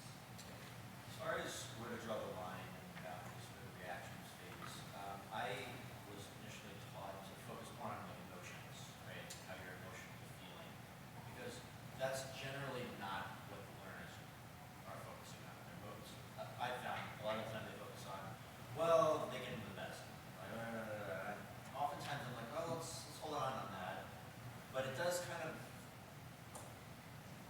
contradict the rest of the mentality of let's do make this learner driven.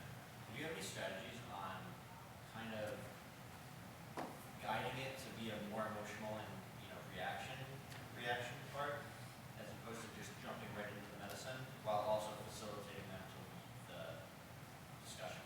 Yeah, I think I'd love to hear from some of the other facilitators, but I think two things to respond to that. First is, often like when we're debriefing learners, they're people we know, and so you kind of already have a sense of how they're going to respond to what a simulation or a clinical event. You kind of already know them a little bit because they're part of your residency or they're part of your program, whatever, or they're your nurses, right? And so you know them a little bit. But I think the wording is important here. So the way you phrase your initial question, you sat down, we're going to debrief now, we're going to spend the next 30 minutes debriefing, whatever. And I wanted, I usually say up front, I just want to go around the room and hear some initial reactions or your first reactions. And I think phrasing it that way, in my opinion, I think is more effective. And then you get a range. You can talk about, they can express their emotions, but they can also address like some medical question they have. I kind of say, we're going to keep this brief, but I want to hear some initial reactions. Rather than, how do you feel that went? Which is, I think, what we like instinctively want to say.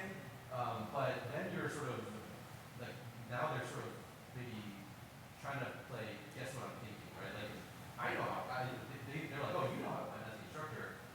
What, if I say something, maybe, anyway, I think. You think you're trying, they might think you're trying to summatively evaluate. Exactly, Like, yes. I think I did that, Yes, that's not what you're and asking. so I just want to say, I just want some reaction. And personally, I'm not as focused on just the emotion. I just want them to release whatever tension that they have from that experience. Because whatever, whether it was seeing a difficult patient or interacting with a family member or engaging in a very high stress simulation, this experiential learning that they just went through, they're so focused on something that they can't come down to a place where they're in that sort of like zone for learning, right? They're so hyped up and we need to bring that down. And so this is their sort of pop off valve, right? The first 5 minutes of a debriefing. I'd love to hear from the other facilitators. Yeah. If I was going after the reaction to the emotion piece, then I might just say, how does everyone feel? Mm-hmm. I'll just get that out. But often in my place also, I have watchers and viewers. I need a couple of minutes to reset the room. And so people are coming out and they're already they're diffusing themselves. Yeah. So and then I never even I see it, but I'm not even getting at that. I might even miss it sometimes because we're reloading another team in with a different case, and then we debrief that, And so it's hard. So sometimes I miss that opportunity. So if I get it immediately, I'll just say, how do you feel? And try to do all the things that Charles was doing after, like the body language, the tone, just to say this is not about the kid. And then I'll often say, let's take a stance about could you have been quiet? What did you do well in the room? I'll start that next phase of let's sort of what went well as opposed to what went horribly bad. I keep it as open ended as possible. Yeah. For just Yeah. on purpose.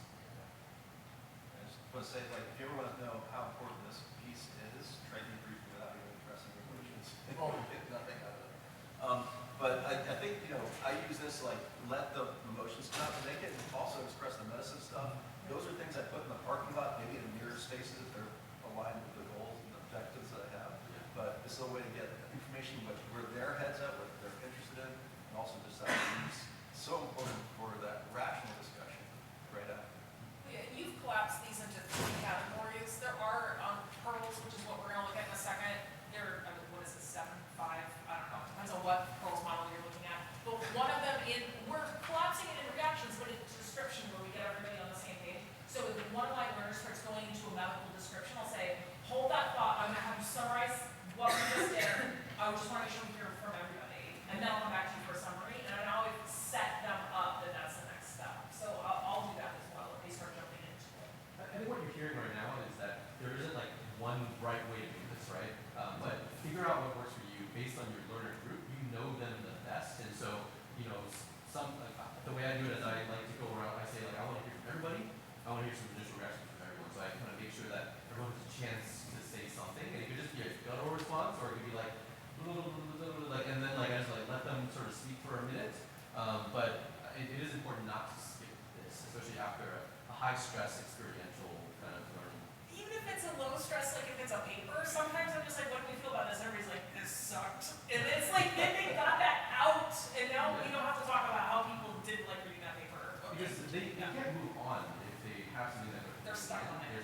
They're not going to gain, kind of get the full experience, the full reflective experience.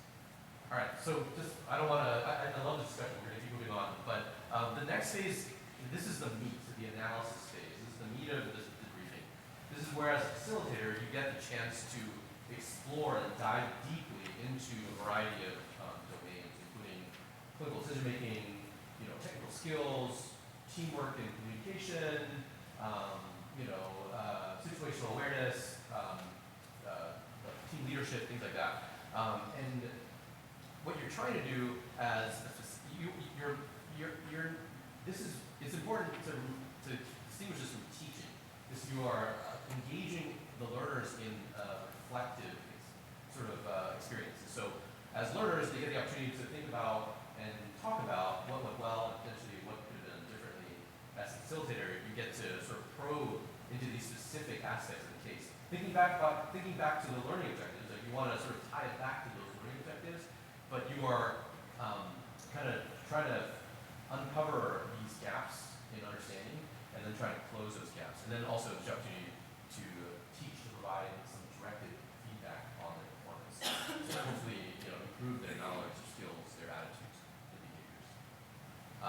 And then finally, in the summary phase, this is an opportunity for the learners, or as a facilitator, to engage learners in coming up with concrete take-home points to take with them to their next, experience with a patient or in simulation. So kind of using phrases such as like, what can we focus on next time? I want to go around the room and I want to hear each person kind of share one thing they took away from the simulation, or one thing they'll take away with them to their next patient encounter.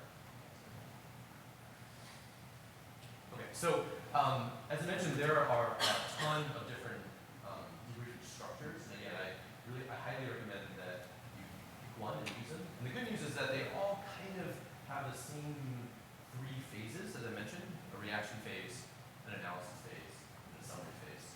Even the structures that have broken it down into more phases, they ultimately have 3 main phases: the reactions, analysis, and summary. And so just keep it simple, especially if you are relatively new to structured debriefing. Kind of just keep that in mind. And in debriefing, I'll actually kind of break them down. We're going to start with some initial reactions and use that word, and then now I'd like to take some time and analyze different aspects of the case. We're going to focus on this, and that, and then finally we're going to go and let's come back together and summarize what we've discussed. As Julie mentioned, the Pearls debriefing tool is just one of the tools, but we are going to focus on this tool today. It's in each of your packets. It's I think well established and well known and well used, at least in simulation, but I think again it can be applied to any experiential learning. It it kind of expands the 3 phases into 5, and it starts with setting the scene. This is your opportunity to reinforce psychological safety, talk about confidentiality, set the expectation that your learners are going to be, that we're going to be discussing the performance of the group or the team. We're going to focus on the performance of the system, not necessarily on the performance of any individual. You're going to do some initial reactions to discuss, and then I think Julie highlighted this, which is the description part. A lot of, especially for junior learners, they really just want to know, what was the medicine? Like, did I get the diagnosis right?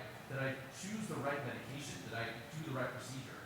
And this is the opportunity for the facilitator to kind of engage learners and say, hey, I want somebody, or maybe as a group, I want you to summarize the medical aspects of the case. What happened here? Like, what was the diagnosis? And sometimes you just have to get past that. And even if they got it wrong, like the learners, oh, it was anaphylaxis and not asthma. Even just the fact that they can have that aha allows them to move on and actually engage in reflection. And then you have your analysis phase to talk about the meat of the debriefing, and finally application and summary. What do we take? What do we take from this session, and how do we move on? Okay, so now we're going to change gears a little bit and talk a lot. Watch a few videos and. Okay, I just need a timeline here. Okay, so we're going to watch 3 videos, and let me just pull this up. So the first, I just want to say first, these videos were created by members of the Kaiser Permanente Central Valley residency program, so we want to thank them for the time they took to create and edit these videos. We're going to start off with a video that we think shows a good debrief using the PEARL structure. The facilitator here is going to lead the learners through a debrief after they completed a cardiac arrest simulation. And I'm going to pause the video at different points to discuss the different parts of PEARLs. And you can follow along in your handout. And so bear with me. Let me just, okay, if it's too loud, let me know. We're going to get started. So, let me just introduce this. So, the facilitator here is this person here, and these are the 3 learners. The facilitator is going to start the video by setting the scene, the first step of PEARLs.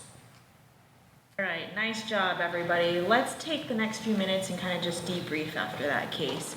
Kind of as a roadmap of where we're going with this debrief. Let's start off with hearing some of your reactions. I want to get some of your emotions and feelings about what happened. Then we'll recap the main steps of the case. We'll analyze, kind of the case and highlight some of the actions that we're taking and some of your thought processes and decision making behind what you guys did. And then we'll follow it up by summarizing and doing some take-home points. Cool? All right, again, I wanted to just, reiterate something that we always talk about in SIM, right? Everybody here is in a safe space. What we talk about here stays here, right? All we ask is that you do the best for the patient that's in front of you, right? All right, so in this first part, the facilitator is really trying to establish psychological safety, and then also really explicitly is just like kind of, going through like what we're going to do, what are we going to be doing during the debriefing, make it clear that they're going to be discussing several aspects of the case, and also kind of maybe empowering the learners to speak freely, right? Okay, next we're going to see the facilitator explore the learners' reactions. All right, let's get some one-word impressions on how you felt. Okay. Stressed. Great. Wow, that's kind of a broad range of reactions. Does anybody else want to share your feelings about the case? I thought that was a pretty classic case of cardiac arrest, but as always, there's always stuff to improve on. It's been a while since my last code, so I felt a little bit rusty. Yeah, thanks for sharing this. That's exactly why we practice, right? This sim kind of gives you a more recent code to reflect and learn from. All right, so again, this is just one way to do that. I'm not saying that this is the only way or the best way or the preferred way or the way you're going to do it. There are certain, I think, there are certain pluses to saying, hey, I want everyone to go around. I want to go around the room and have everyone give one word. And then there are certain pitfalls as well, right? Because one word does it fully encapsulate what emotion the learner is feeling. I'm not saying it's right or wrong, but I think you should, as you do more debriefing, feel out kind of what works for you. And also, depending on, and I didn't mention this, but structured debriefing, you need to carve out time for debriefing. It can't just be done like on the fly last minute. So you need to, like, just like pre-briefing, you want to do this deliberately, find time to actually engage in this sort of reflective practice. And so depending on how much time you have, you may stretch out this reaction phase, or you may have to condense it, right? So just kind of figure that out. All right, so the next phase you're going to see is the description phase. All right, let's get started on recapping this case. Doc, do you want to go ahead and lead us through a summarization? Yeah, I thought this was a pretty straightforward VFib arrest with a STEMI patient. We gave epinephrine, amiodarone, shocked the total 3 times. We got the patient back, then we sent her to the cath lab. Great. Anybody else in the group have anything else, any additional thoughts? No, I agree. Yeah, I would say that's a great summary. Cool. So more often than not, after a SIM especially, it doesn't usually go that well, right? It's usually like, I had no idea, or like, are you sure it was this? And then there's sort of like a little back and forth. But, eventually the learners either kind of get to a consensus, or as a facilitator, if you are like, yeah, they were completely off the mark, this is when you just sort of just give away the diagnosis. You're not trying to hide the answer from them, because you're debriefing at this point. You say, well, this was actually a salicylate overdose. And they're like, oh, and now, then you can sort of go into some of the more, like, then you can kind of get to your learning objectives, right? All right, so the goal is really just kind of get everyone on the same page so you can move on with debriefing.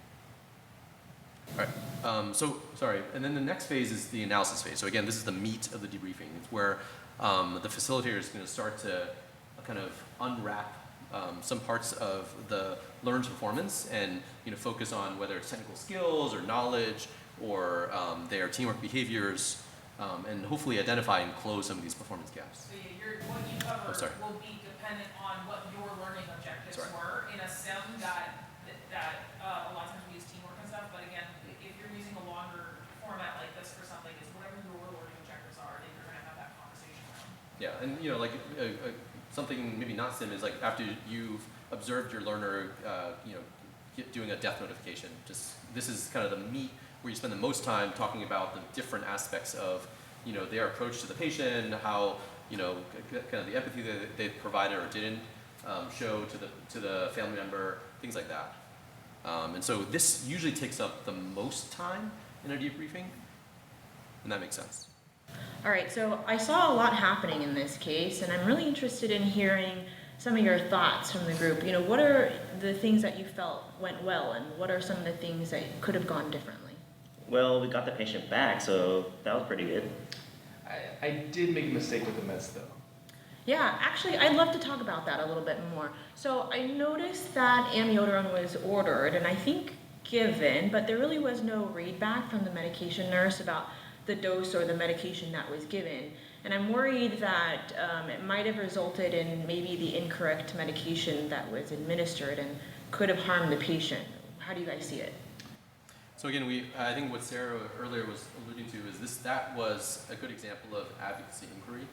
I saw this, I noticed this, I'm concerned about, I saw a concern that it might have led to B, and I'm wondering how you feel, right? We wouldn't have enough time to sort of like spend a lot of time on advocacy inquiry, but this is sort of a way to kind of, again, just provide an open invitation for the learners to then share their thoughts. I'm actually really glad you brought that up. That bothered me a lot too. I heard an A word and just assumed it was adenosine because I treated a patient with SVT pretty recently. Yeah, I mean, this could be something that could happen in real life, right? Yeah, I've actually seen somebody get fentanyl instead of phenylephrine in a code situation. And I think it's just because codes are often pretty confusing, communication is difficult, there's a lot going on, a lot of noises, and so things just kind of get a little cumbersome. Yeah, great point. Let's talk more about communication. Is everybody familiar with closed loop communication? Great. Well, what does closed loop communication look like, and why do you think it's underutilized in the real world? Okay, so earlier I didn't pause there, but one of the learners brought up an issue they had about communication, and it's awesome when the learner brings up something that aligns with something you want to talk about. And she's like, oh yeah, I'm glad you brought it up. I want to discuss that. That's awesome. But when those things don't align, you have to decide, do I address that now, or do I park it and kind of come back to it later? The last phase is the application and summary phase. And so we'll kind of finish the video up with that. All right, great conversation, everybody.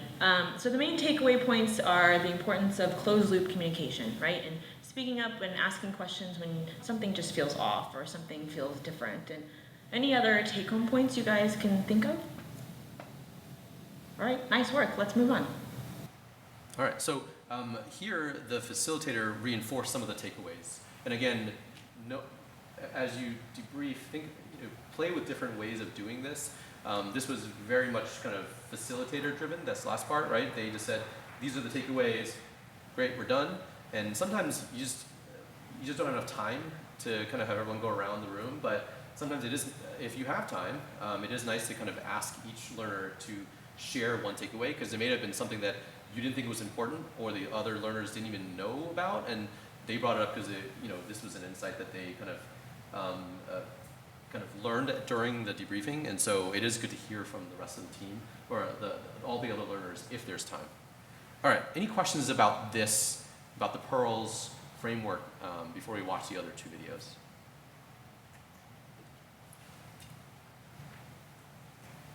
All right, so we're gonna watch a second video, or two more videos, and these are examples of maybe not so effective debriefing, or I should say just common errors that facilitators make.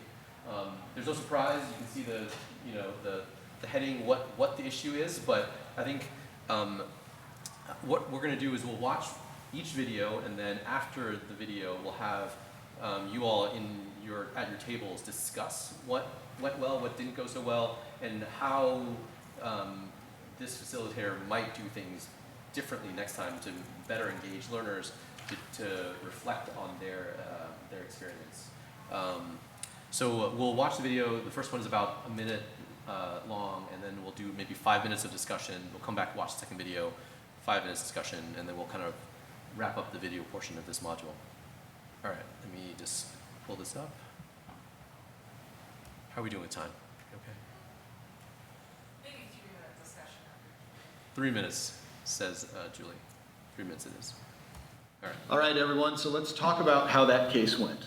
As always, this is a safe spot, plenty of room to ask questions and be curious about what's going on here. Nothing leaves this table. So I thought it went really well. What do you guys think? Yeah, I actually thought it went really well. Mm-hmm. Yeah, totally agree. Totally agree. Okay, so you guys did great. Anybody want to summarize that case for us? Yeah, it was a patient that came in with pneumonia, I think, was short of breath, needed oxygen. I think we considered intubation. So when you walked in the room, okay, I noticed that the patient was obviously in respiratory distress, right? And so you have to be able to remember the basics of somebody in respiratory distress. So those signs are going to be things like tachycardia, tachypnea, accessory muscle use, diaphoresis, all those things that you can.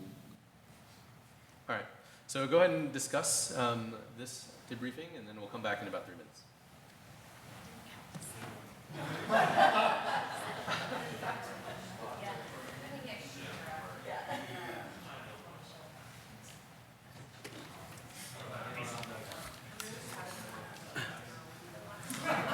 Our final module didn't take the full amount of time. So I think we'll be fine.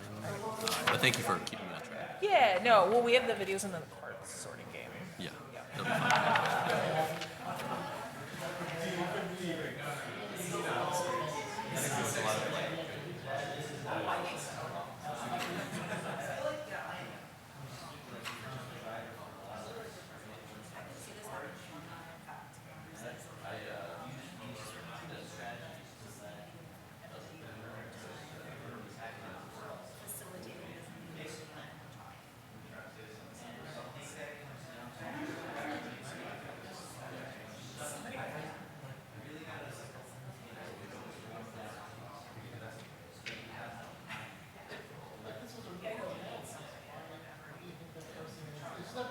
Sometimes I'll like take the time, like, using that scene over and over and over again. Like, I know there's a meaning to it. Engage. Stop saying engage. Sometimes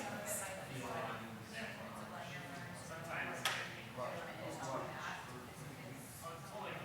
it's like reading lecture, right? It takes like 8 minutes. Yeah. Okay. I have a flow chart, like very loaded.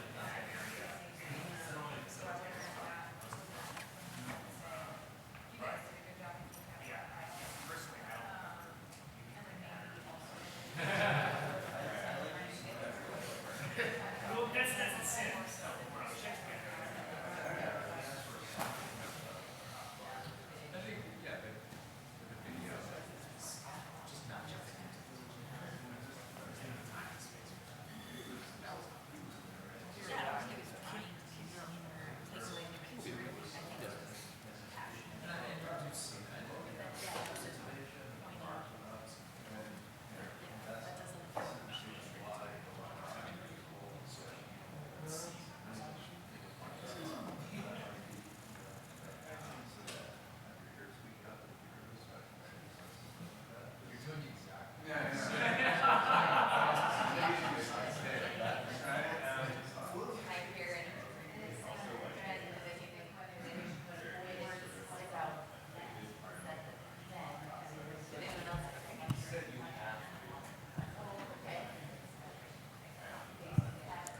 All right, maybe one more minute.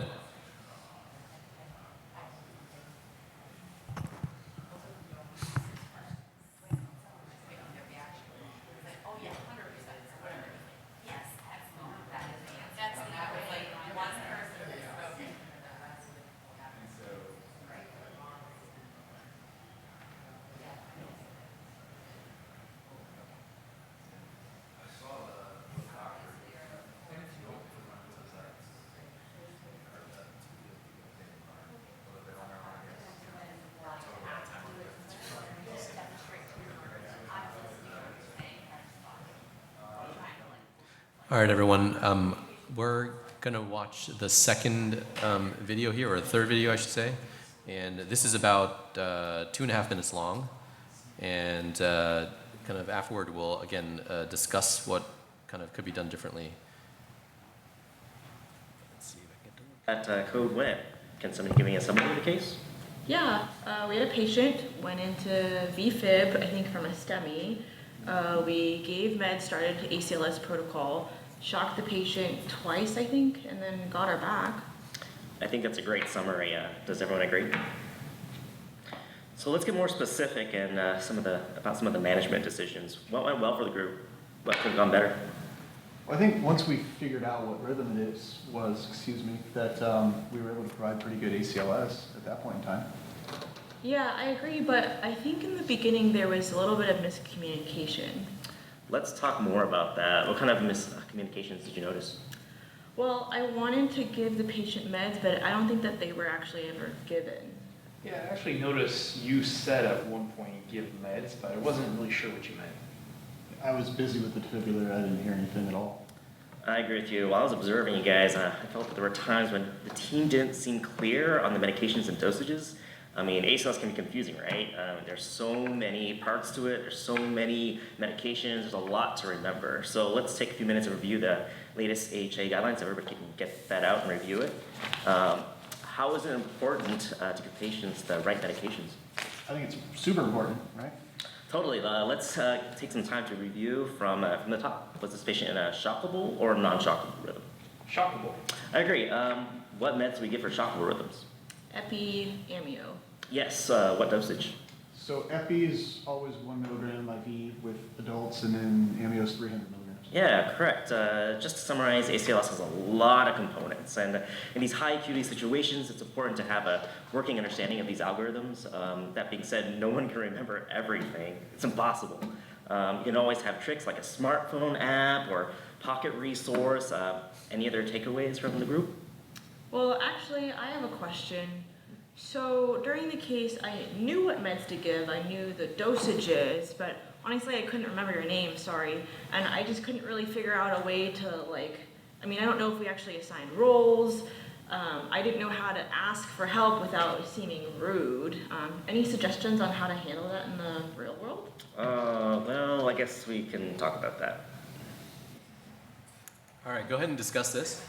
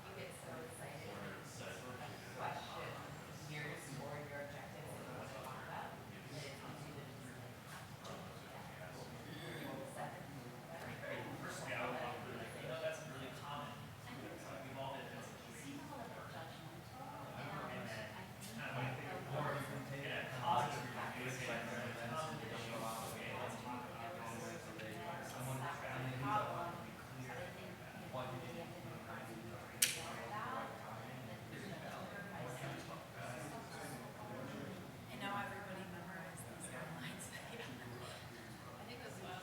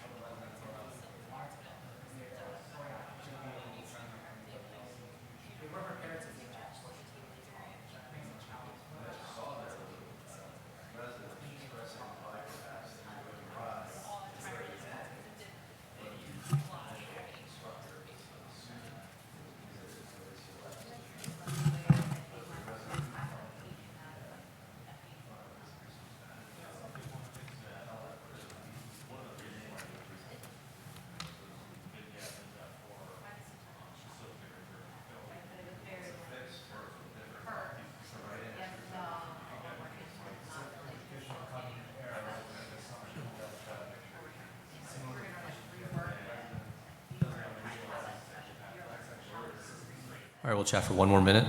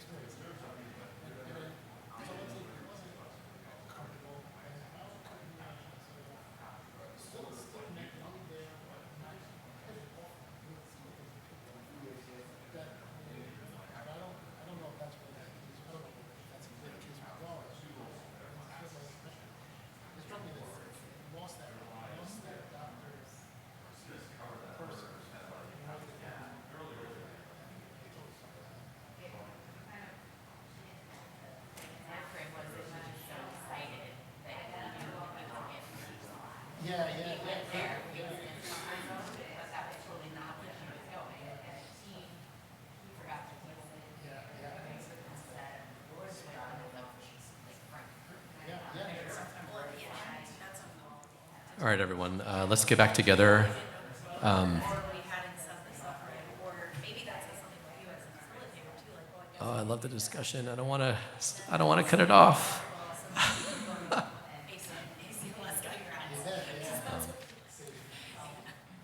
So hopefully this was, the videos provided everyone with just a sense of kind of how effective debriefing can facilitate learners' kind of reflection on their experience, and how ineffective debriefing can sometimes kind of grind that to a halt. But we're going to shift gears a little bit now for the last part of this module, and we're going to engage in kind of an interactive exercise where we'll do a little bit of role playing. So at each of your tables, one of you participants will be randomly assigned as the educator, while the rest of you will serve as students. And what we're going to do is we're going to have the students work together to complete a collaborative activity. If you're the students, please don't talk about the activity until we actually start the activity. You ready? And then if you're the educator, your job is to observe the students, what they're doing as they complete the activity, and focus on the students' teamwork, communication, team leadership, etc. The activity will take about 2 to 3 minutes, and then after that, the educator is going to huddle with our faculty to come up with 1 or 2 things that you want to talk about or discuss in debriefing. And then as the educator, you will actually then debrief the student team that just completed the activity. And the debriefing will take about 3 minutes. And then within your tables, the faculty of this workshop are going to then debrief the debriefing and kind of discuss how that debriefing went.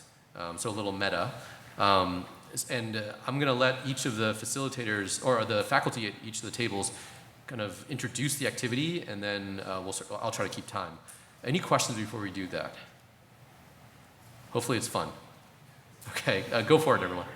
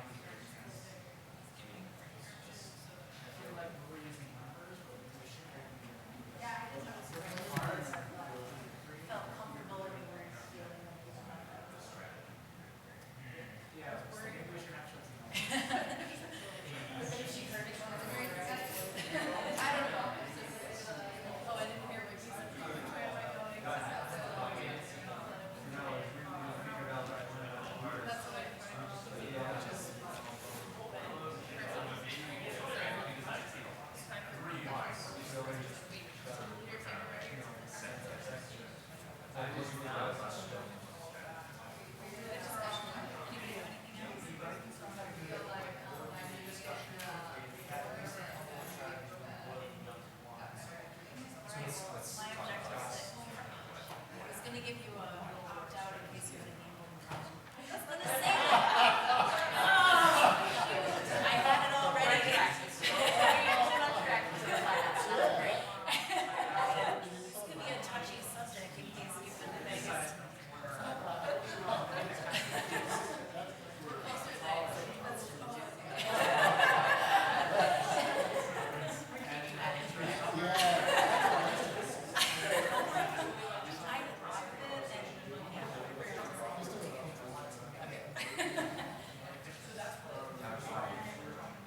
Was there anything from this kind of silly, like, you can take away and apply to the next majority? I heard it was maybe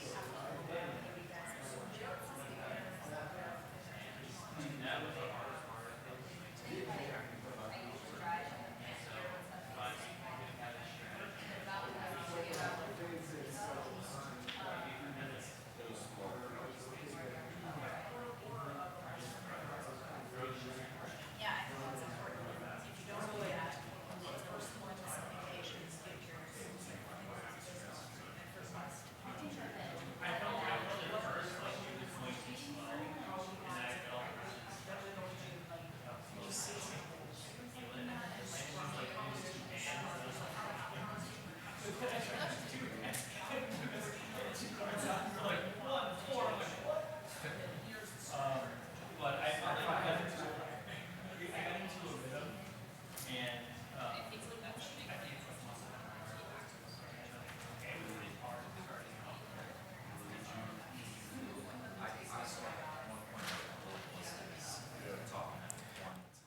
Educators, if you're still debriefing, start wrapping up your debriefing so then we could debrief you. And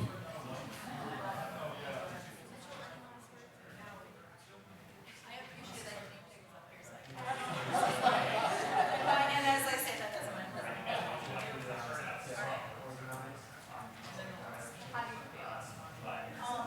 I did count, because I couldn't talk too much. And I'm a poor person, so I had a couple of questions written down, and they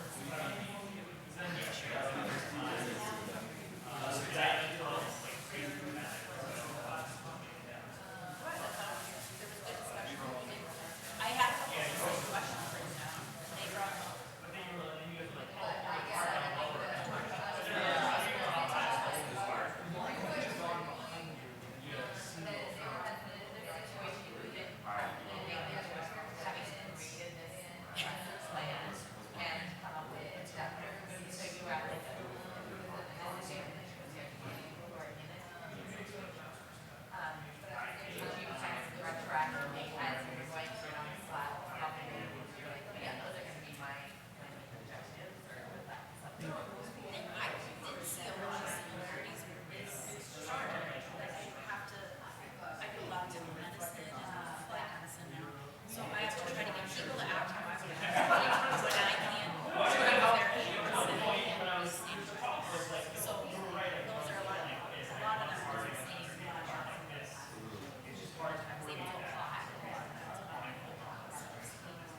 them up. So I think, yeah, it kind of came to me as well. I guess I wasn't sure if you were supposed to make medical references to this, or I was assuming on communication, but I think we talked about the specific activity though for this. I tried to make sure I got what happened.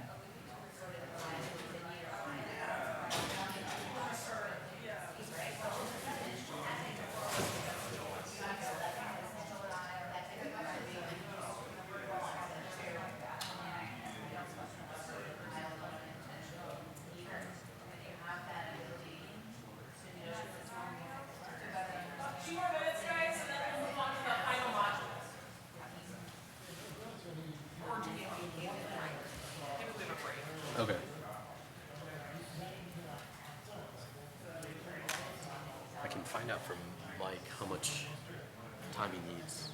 Well, he doesn't need as much. It's absolutely fine, because I don't need as much for the closing. Okay.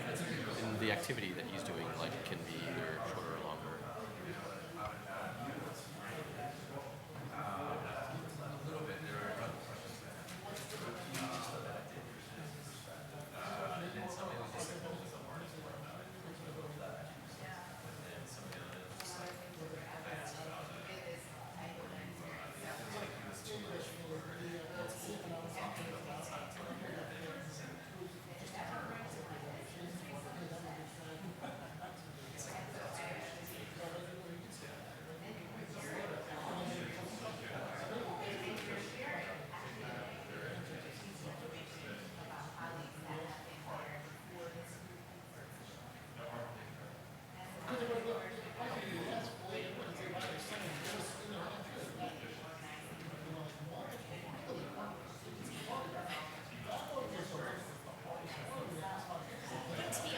When she said why, it made so much more sense. And then I find I could actually, if the med student's doing fine, I just haven't, right? Like, that's the important curiosity, right? If you would like come in and be like, she didn't pay, she wants to see it, right? I always tell people, I had a, I was very listening, you gotta be what I do love, they have running a fire.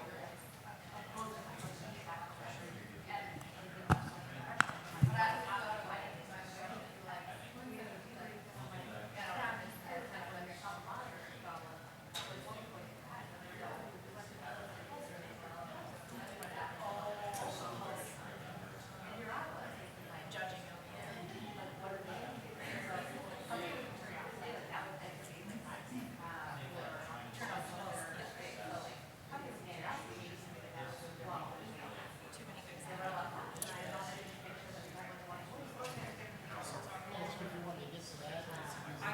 I have 10 minutes at the end, but I don't really need, we're just gonna pass out this thing, so.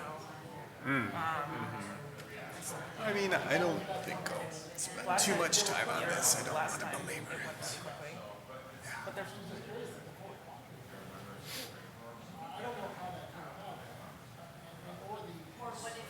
okay, I think we're gonna move on Should we to move? the last module, and then we'll be getting out of here. So, last module, talking about how to structure conversations and frameworks for, kind of more brief interactions, like social interactions.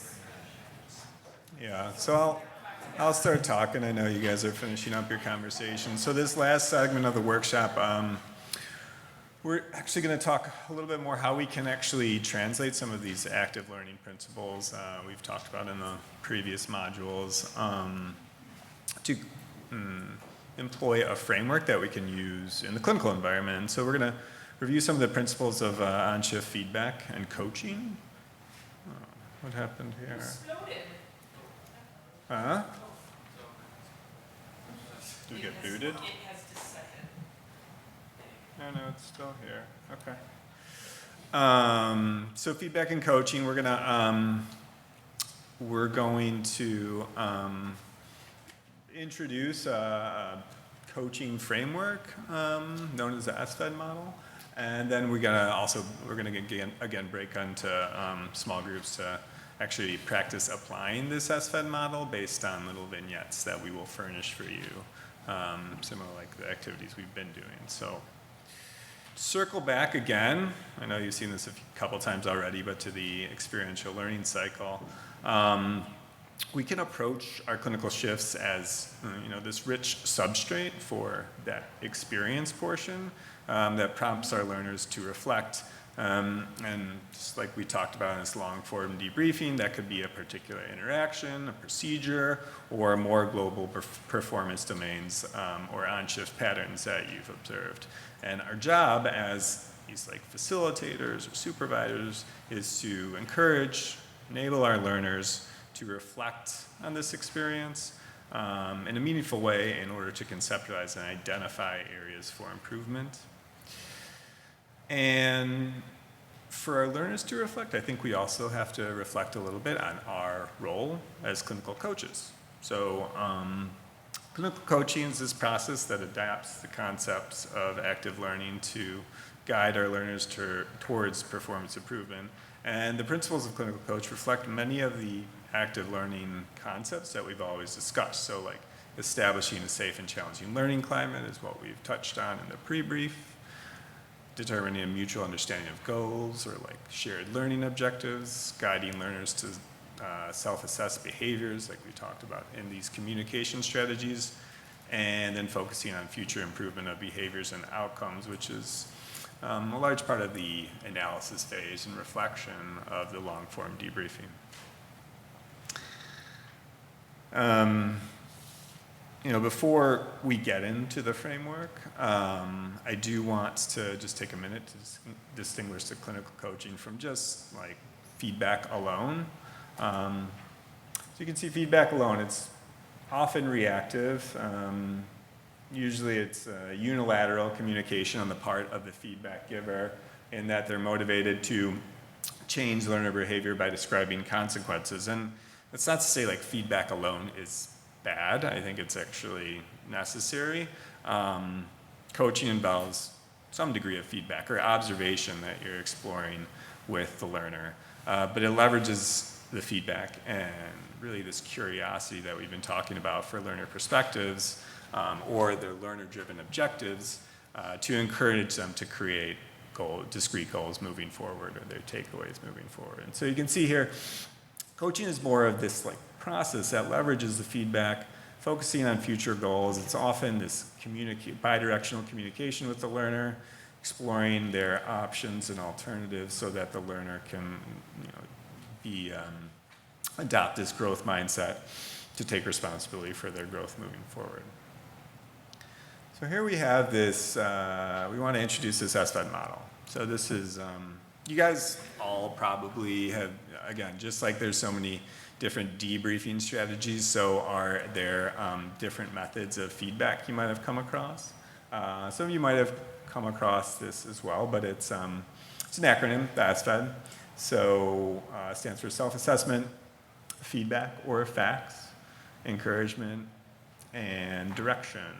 You could also see it broken down. You might have heard it as ask, tell, ask. So like asking actually the learner for self-assessment, giving them some sort of observation or telling them something that you encountered potentially during the shift, and then really finding some mutual objectives moving forward rather than focusing on the past or why you weren't capable necessarily of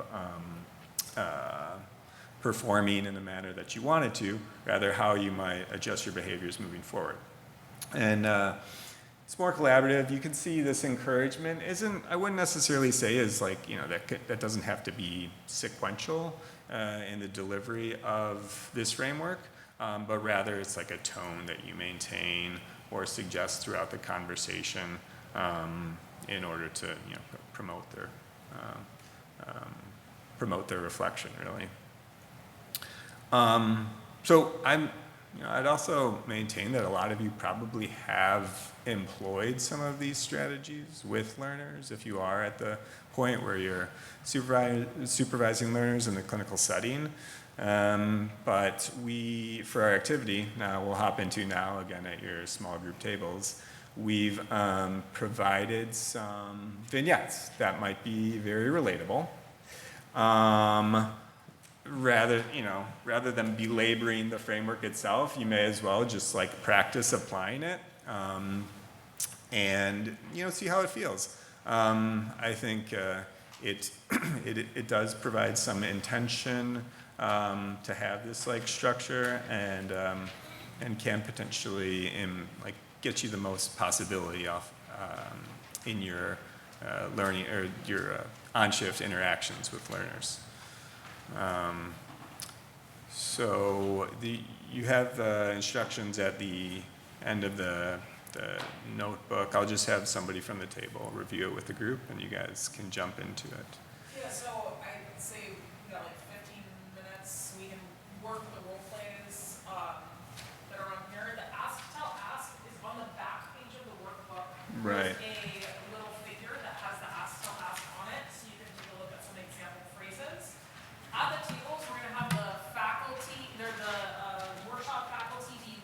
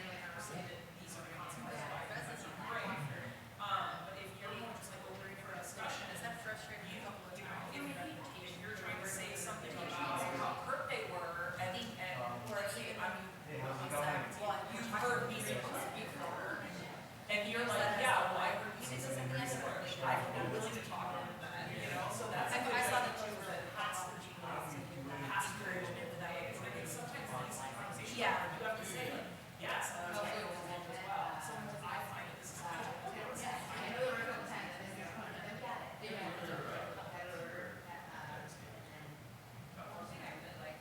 That's something I found this starting with that.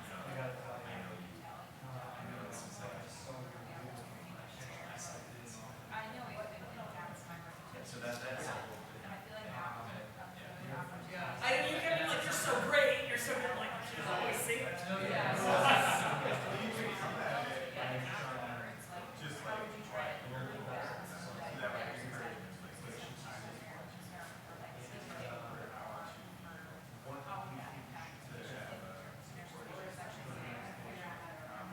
I agree, because when you first started, obviously, the ship went fine, and you didn't go, no, it didn't, it didn't. Let me tell you, like.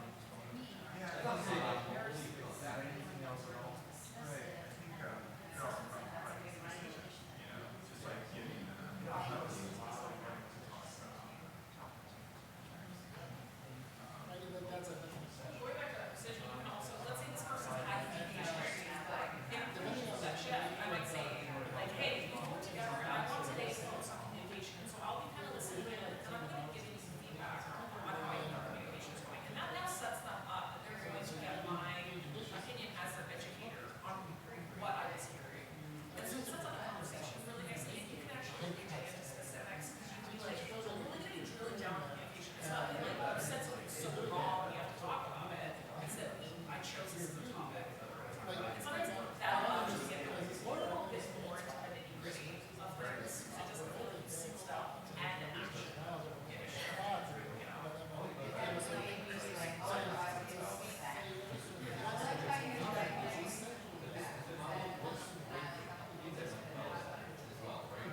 your opportunity to quickly highlight something that went well, and then sort of remember that positive interaction. So positive interaction, and then sort of translate that to give praise to win. Yeah, like basically this learner has sort of gone to the patient, you can say like, hey, I know that wasn't your responsibility, but that there's some concern, and if you getting up and doing this, showed her your 15 members, showed her that you, or them, and then you listened, and you showed all the, you know,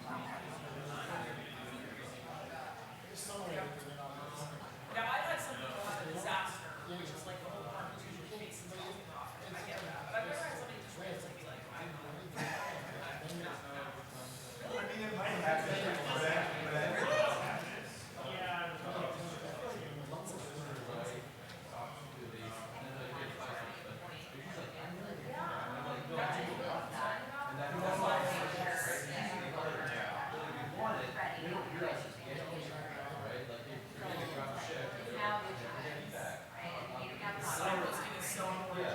I am giving you feedback right now. How about we do that? You just received feedback.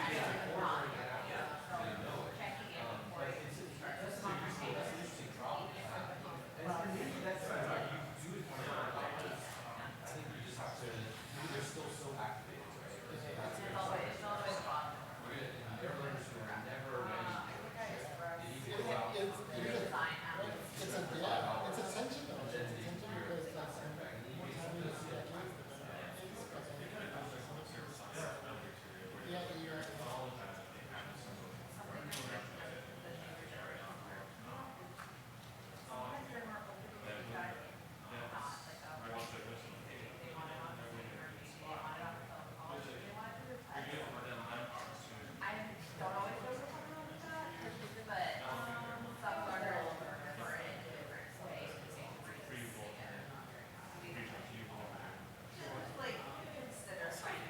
That's like a pattern with like a particular person. It can also be addressed under what's called because I expect that you do have conversations in this profession around what you do, and even feedback debriefing conversations like into professional debriefs, they do happen right away. So at some point, they're not going to be like, what's going on? We can't talk about that. It's like pilots don't get to land a plane and go over to years and stuff like that. Like they have to debrief their flight, right? Like you do need to get. It seems like it's just. I would then be in a private place being like, I haven't. And I'm listening. What's the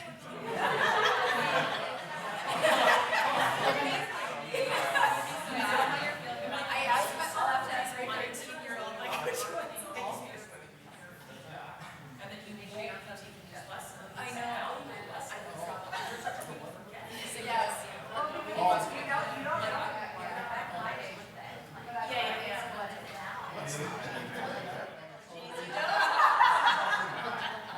I'm sorry.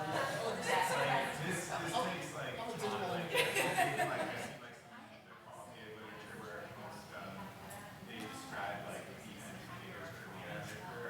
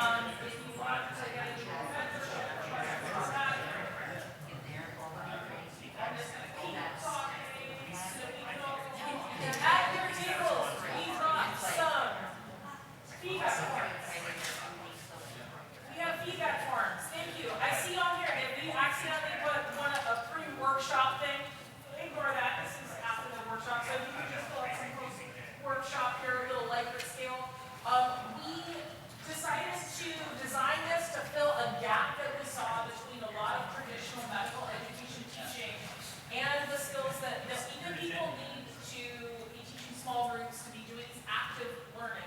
We thought that there was a gap there, and so we wanted to fill that. We do not want to be wasting anyone's time or teaching something that is not useful. So if there's things that we covered that you think are not that useful, or that you don't think that should be covered in this type of a study, please let us know, because we love to replace it with other content, look at our learning objectives, and swap some stuff out.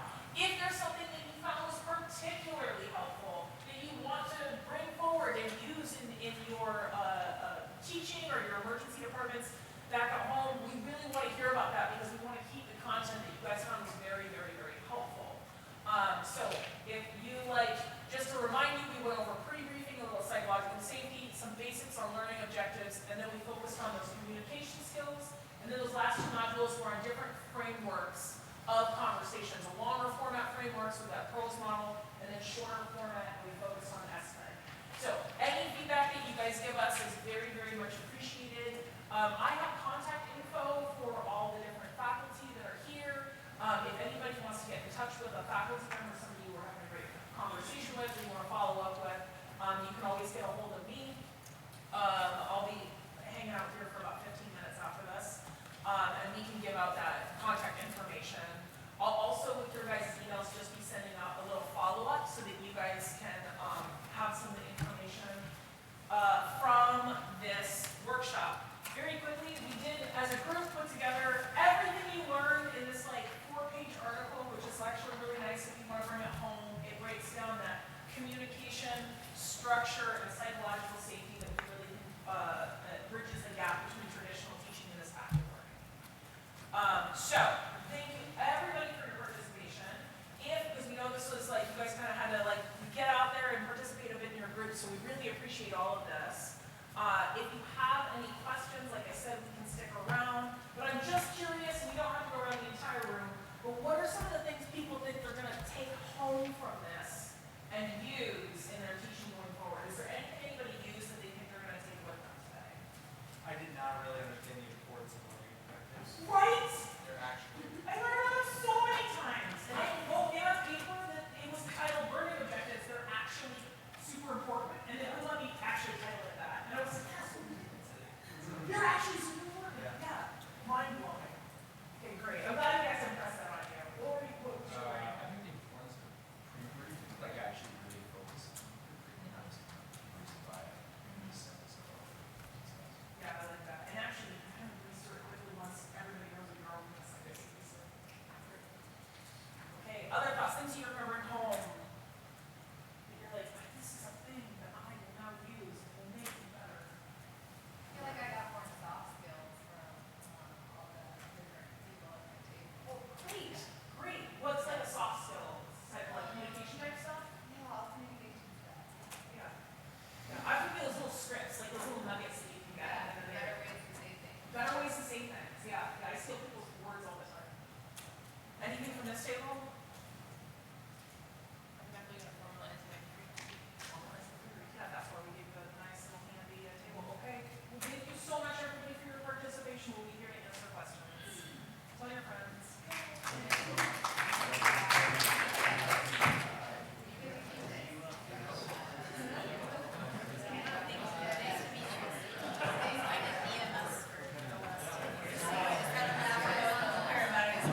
That was a meeting with me, that was interesting. We just did 2 days ago.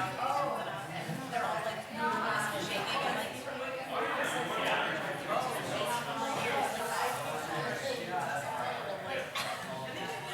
scary. I always go, there's no way that I see it.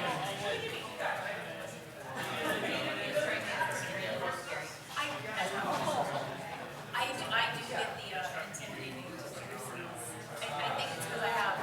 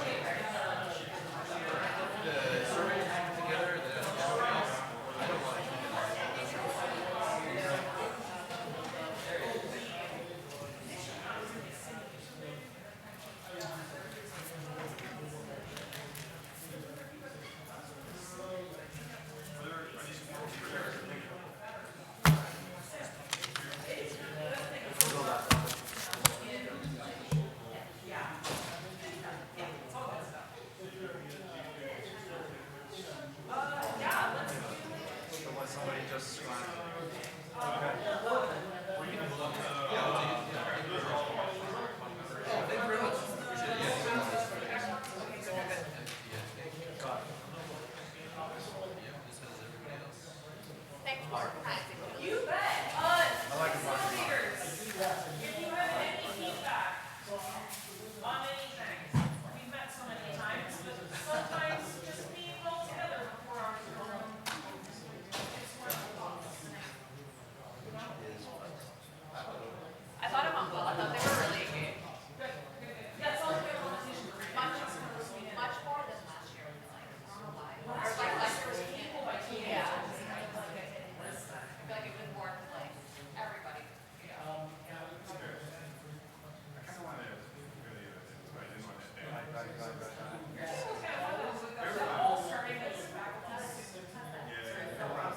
Well, they're all getting that perspective of like, oh, that's that friendship of like, I'm a educator. Yeah.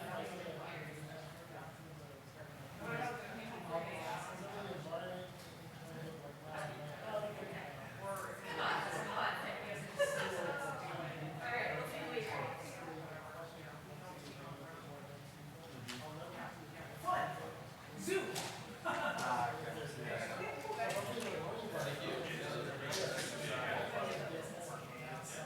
Yeah. That's really what it is.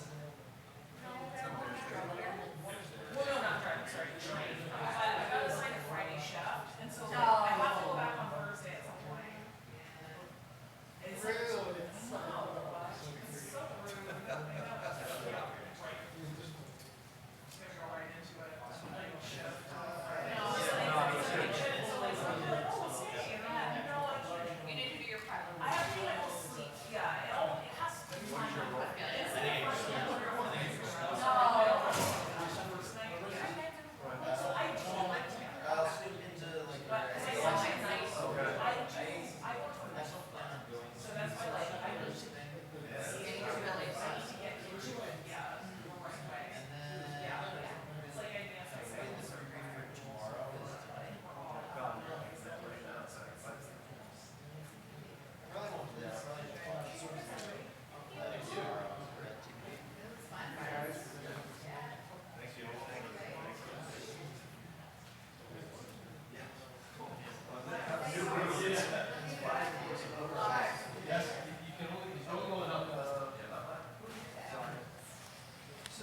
Yeah, no, I think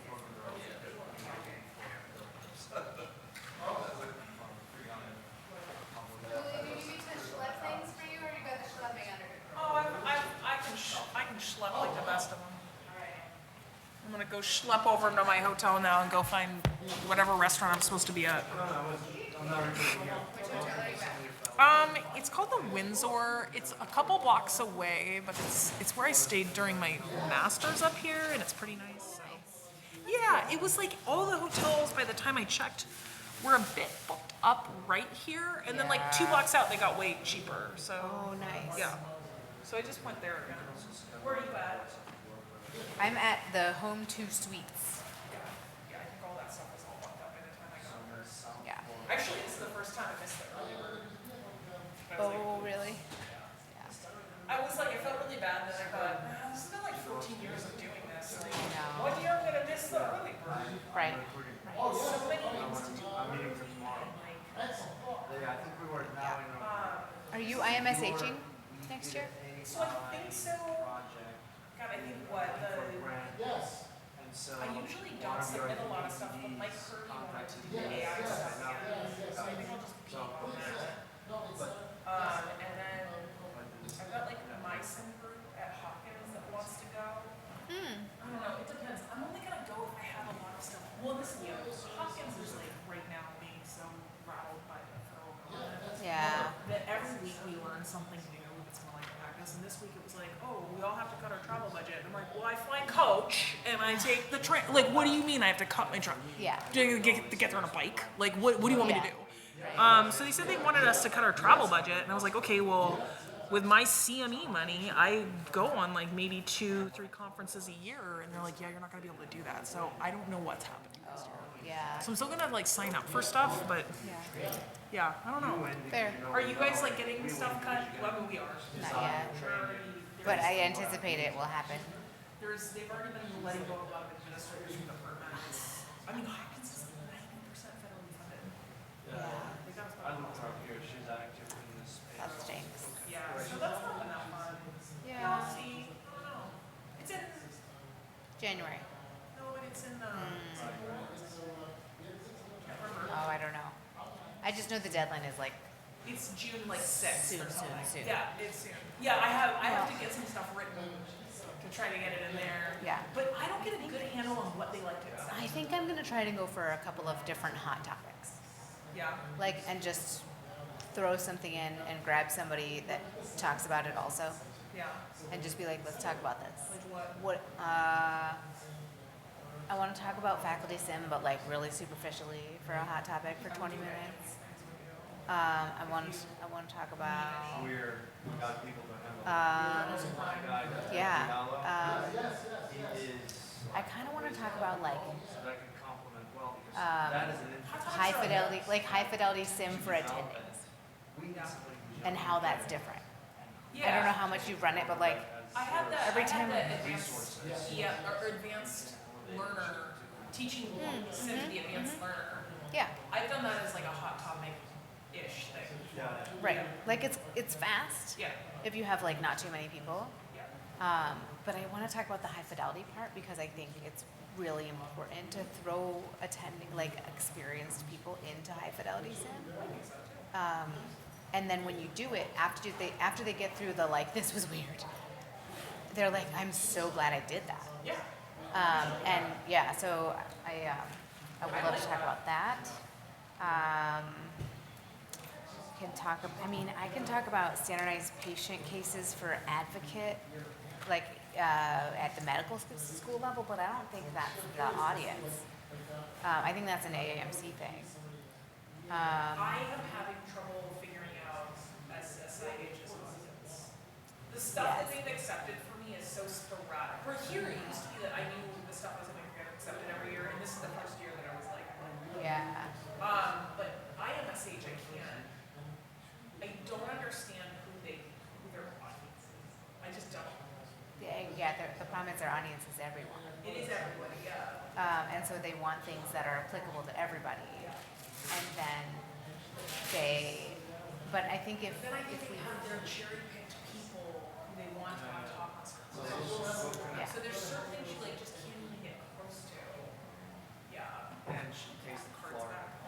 those are my main. Well, that is apparently like attending sim is my thing that I can talk about. Well, if you need a buddy on attending some stuff, I can. Because it's really like the experts, like expert sim. Emily Vincent and I did Yeah. that talk for like 4 years in a row Yeah. before COVID happened. Yeah. And then we stopped. The teaching the advanced EM person in the sim lab, that was like 6 years in a row I had here. This is the first year that they didn't do it. Yeah, because I don't think I had it last year. But 2 years before that, it was like a room this size and it was packed and people standing. And then, oh yeah, that was the last year that I did it. And I was like, it was so fucking popular. Yeah. You would think that they know how many people tagged into it. Right. Yeah, I don't know. It's so weird. And then sometimes I had this like basics on psychological safety talk that like they always gave it to me on Friday morning or afternoon, and nobody ever came, and they would always accept it back. I'm like, okay, there'd be like 2 people there. Yeah. I'm like, I don't think anybody cares, but I'm happy to give the talk. Yeah. Yeah. Like standardized patient stuff, they like SSH might not want to hear from. They don't want to hear from you. Yeah. Right. They want to hear from some standardized patient, something advocacy group. I don't know. Yeah. So, I haven't. I think advanced done that learners for it. is good. I could present my standardized patient workshop but it just got published. Never mind. I mean, I could present it as a hot topic though. Standardized patient workshop for communication in experts. Essentially like throwing them through a communication case that's like a regular ED case, but it's more about communication. How do you do it? What do you do? How do you write the cases? Like higher level communication stuff? Yeah. Yeah. And then you like essentially give the SPs a press ganey and you're like, how was that? Yeah. Oh, that's nice. I And like then you that. like debrief and you talk about the things that will Yeah. improve the patient experience, and then you try it again, and then they try Thank their you. Thank you. Thank you. So, but we're publishing that in the Journal of Patient Experience. Journal of Patient Which Experience. has an APC, so I don't recommend it, but. What's an APC? Article publishing charge. Oh, yeah. I don't pay for it. Oh, sorry. I didn't hear anything. I was just looking for opportune moments. Oh, yeah. Thank you guys. Yes. Thank you for coming. No, it was definitely, I'm kind of one-man show where I am at my program. Nobody really knows SIM, so. I mean, it's still pretty new. Card sorting thing. That card sorting was materials awesome. from this. I've used the videos before. There was one video that Yep. I actually shown it to my group. Because you guys, I think, used this videos before. was in the I, wisdom. yes. Yeah. It's. I found it very helpful. That's why I wanted to come and take the course, because I'm like, wow. For people that don't do SIM, watch those videos and kind of like, there's a science to this. Oh yeah. There's a lot. There's a lot. Because there's a lot of other industries that are farther ahead on SIM than we are. So. Yeah. sure. So there's like a lot to draw from. Yeah. Yeah. Interested, and you're like, I like teaching, I like do this. Yeah, it's, that's what I thought too. Like they're like, nice.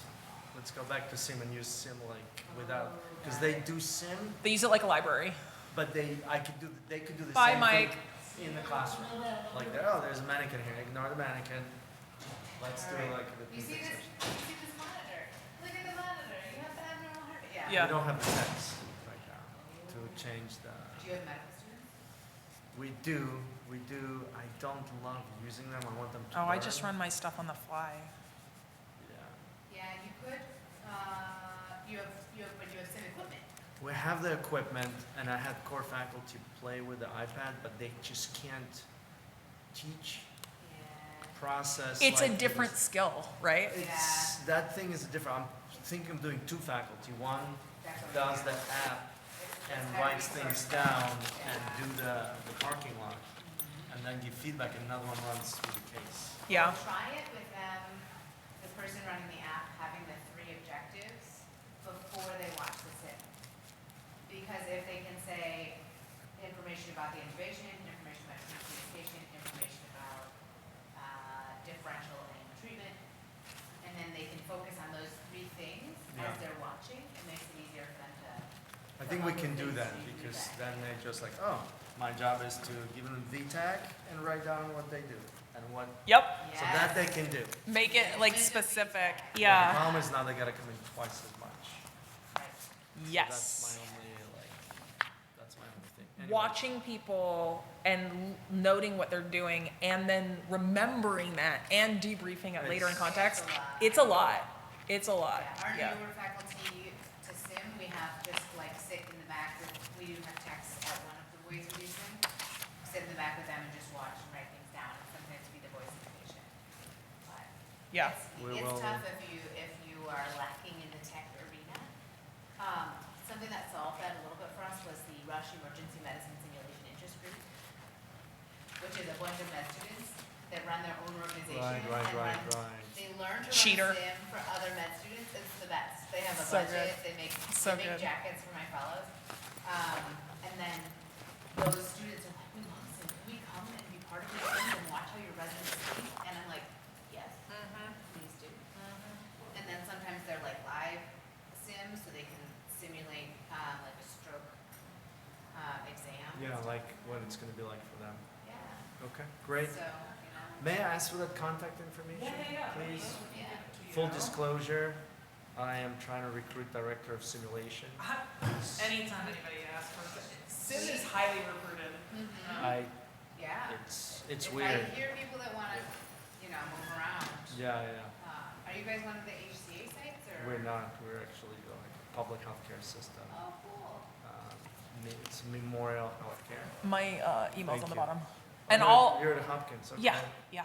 I'll also email, I have all your emails since if you signed Yeah, up for I'll just this. reply to your You send Yes. some things. That's me. That's Okay, me perfect. been emailing you. Yeah, and Awesome. I'll do a follow up that Yeah. has some of the info on it and stuff, Perfect. and some citations. Yeah. I'm a program director. I don't like the word citations. Citations. Oh, not. Oh, you're like, references. Yeah. References, good.